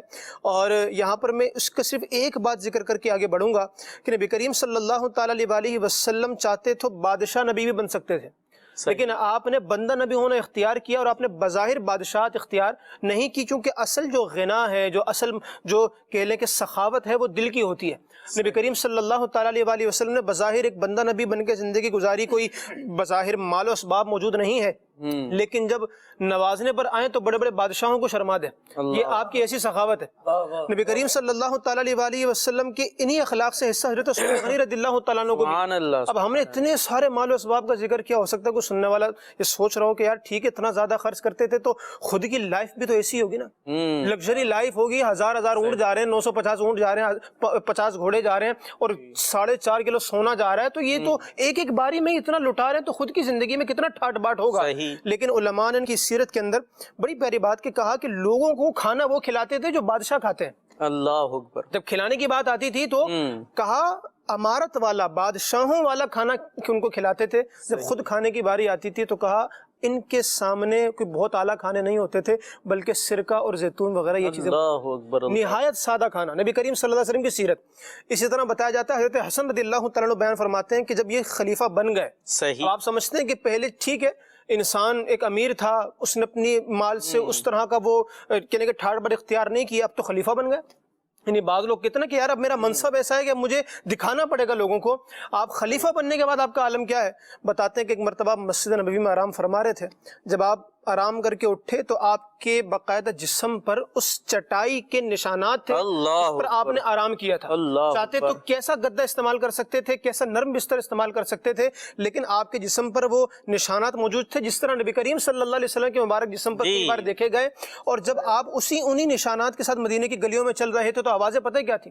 جو بھی آپ کو دیکھتا کہ آپ کے جسم مبارک پر اس طرح کا نشان اور اس طرح کا آپ کا آرام، ھذا امیر المومنین، ھذا امیر المومنین، کہتے ہیں یہ امیر المومنین کا حال ہے کہ ہمارے مسلمانوں کے امیر ہیں، وہ اتنی سادہ زندگی گزارنے والے ہیں، اور ابھی آپ کو کوئی کام ہے گھر میں، غلام رکھے کس لیے جاتے ہیں؟ جی یعنی اچھا غلام اور نوکر ان میں بڑا فرق ہے نا. نوکر جو گھر میں ہوتے ہیں اگر وہ آپ کو وقت پر میسر نہ ہو تو آپ نوکری پہ رکھیں گے، رکھا ہی ان کو اس کام کے لیے کہ ہمیں کوئی کام نہ کرنا پڑے.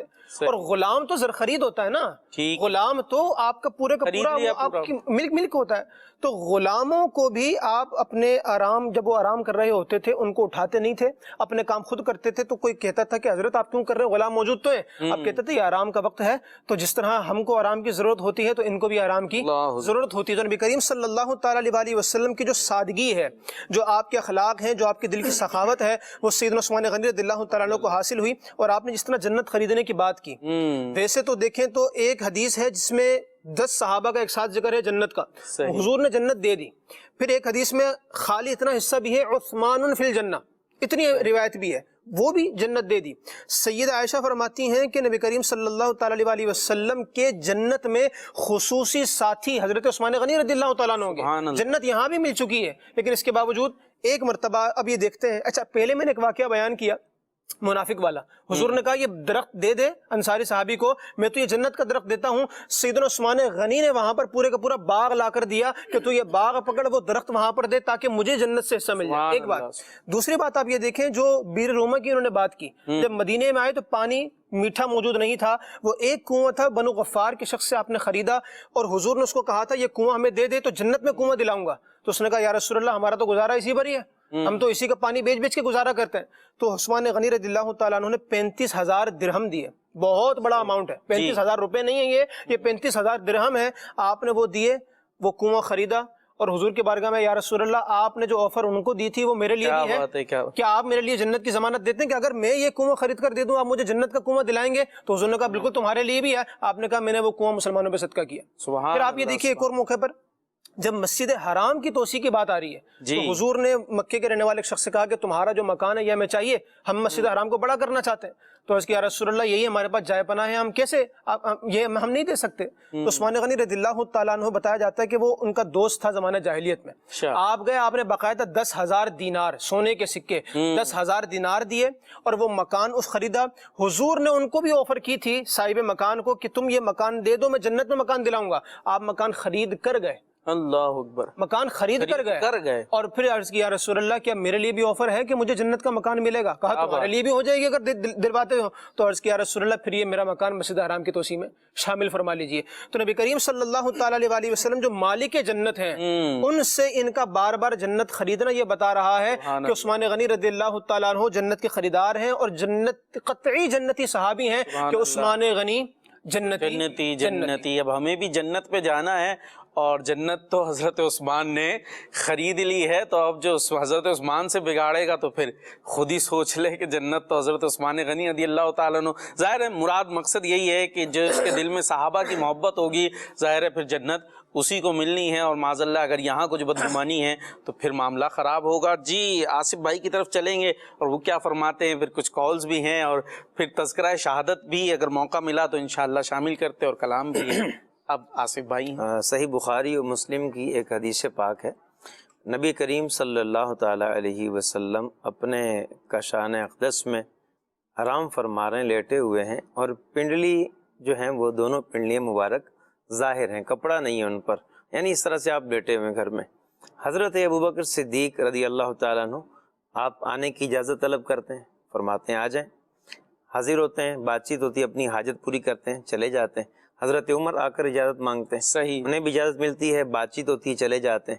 اتنے میں حضرت عثمان رضی اللہ تعالیٰ عنہ، پہلے دونوں شخصیات حاضر ہوتی ہیں تو آپ اسی طرح اسی حالت پر رہتے ہیں۔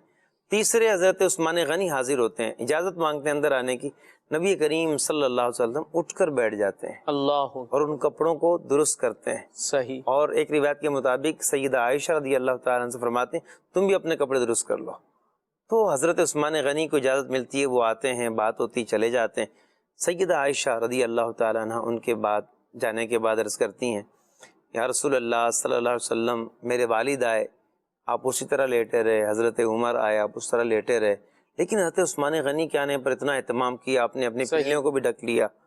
تو نبی کریم صلی اللہ علیہ وسلم نے فرمایا الا استحی من رجل تستحی منہ الملائکہ، کیا میں ایسے شخص سے حیا نہ کروں جس سے فرشتے بھی حیا کرتے ہیں؟ نبی پاک علیہ السلام نے فرمایا کہ فرشتے حیا کرتے ہیں عثمان غنی سے۔ اور آپ کی حیا کا معاملہ کیسا تھا، جب نبی پاک علیہ السلام مکے سے مدینے آنے والوں اور انصار کے درمیان، مہاجرین اور انصار کے درمیان مواخات فرما رہے تھے، اس وقت کا واقعہ ہے کہ وہاں فرشتے موجود تھے، فرشتے وہاں سے ہٹ گئے۔ نبی پاک علیہ السلام نے فرشتوں سے پوچھا تم یہاں سے کیوں ہٹ گئے؟ عرض کی کہ یا رسول اللہ صلی اللہ علیہ وسلم حضرت عثمان وہاں موجود تھے، ان کے پیٹ سے کپڑا ہٹ گیا تھا تو ہمیں حیا آئی کہ یہ عثمان اتنے حیا والے ہیں، تو ہم ان کی حیا کی وجہ سے وہاں سے ہٹ گئے۔ آپ غور کریں کہ فرشتے ان سے حیا کرتے ہیں۔ حضرت عثمان غنی رضی اللہ تعالیٰ عنہ ایسے حیا والے، نبی پاک صلی اللہ علیہ وسلم نے فرمایا الحیاء شعبۃ من الایمان، حیا ایمان کا ایک شعبہ ہے۔ اسی طرح فرمایا جب تیری حیا نہ رہے تو جو چاہے کر۔ تو حیا بڑی بنیادی چیز ہے، ایک بندہ مومن کو با حیا ہونا چاہیے۔ اور آپ کیسا اہتمام کرتے ہیں اپنے غسل خانے میں؟ آپ کی زوجہ کا بیان ہے، گھر والوں کا بیان ہے کہ جب آپ غسل فرماتے تہبند باندھ کر غسل کرتے، اور اس میں بھی جو ہے نا جھک جایا کرتے تھے، کیوار سے لگ جایا کرتے تھے، اور یوں جو ہے وہ اتنی حیا تھی آپ میں۔ حیا ایمان سے ہے، اور یہ بھی فرمایا میری امت میں سب سے با حیا عثمان ہے۔ تو کیا بات ہے حضرت عثمان غنی کی۔ اور پروگرام اختتام کی لمحات کی طرف، اور منقبت عثمان غنی نہ ہو یہ کیسے ہو سکتا ہے، تو انشاءاللہ منقبت عثمان غنی شامل کرتے ہیں۔ ملی تقدیر سے مجھ کو صحابہ کی ثنا خوانی، ملا ہے فیض فیض عثمانی ملا ہے فیض عثمانی رکھا محصور ان کو بند ان پر کر دیا پانی شہادت حضرت عثمان کی بے شک ہے لاسانی نبی کے نور تولے وہ نورین کے لائے نبی کے نور تولے کر وہ نورین کے لائے انہیں حاصل ہوئی قربت محبوب رحمانی انہیں حاصل ہوئی قربت محبوب رحمانی عداوت اور کینہ ان سے جو رکھتا ہے سینے میں وہی بدبخت ہے ملعون ہے مردود شیطانی ہم ان کی یاد کی دھوم مچائیں گے قیامت تک ہم ان کی یاد کی دھوم مچائیں گے قیامت تک پڑے ہو جائیں جل کر خاک سب آدائے عثمانی سخن آ کر یہاں عطار کا اتمام کو پہنچا تیری عظمت پہ ناطق اب بھی ہے آیات قرآنی ملی تقدیر سے مجھے جو صحابہ کی ثنا خوانی ملا ہے فیض عثمانی ملا ہے فیض عثمانی سبحان اللہ فیض عثمانی حاصل کیجئے نیاز عثمانی تقسیم کیجئے اور مجلس کے اختتام کی دعا اور صلاۃ و سلام سبحانک اللہم و بحمدک اشہد ان لا الہ الا انت استغفرک و اتوب الیک صلو علی الحبیب صلی اللہ تعالی مصطفیٰ جان رحمت پہ لاکھوں سلام شمع بز میں ہدایت پہ لاکھوں سلام اللہ اللہ ہاں وہ بچپنے کی خبر اس خدا صورت پہ لاکھوں سلام ان کے مولا کے ان پر کروڑوں درود ان کے اصحاب و عطرت پہ لاکھوں سلام زاہد مسجد احمدی پر درود دولت جیش اسرت پہ لاکھوں سلام در منصور اور آقی سلسل کے بہی زوج دو نور عفت پہ لاکھوں سلام یاری عثمان صاحب قمیص سے خدا اللہ پوشے شہادت پہ لاکھوں سلام کاش محشر میں جب ان کی آمد ہو اور بھیجے سب ان کی شوقت پہ لاکھوں سلام مجھ سے خدمت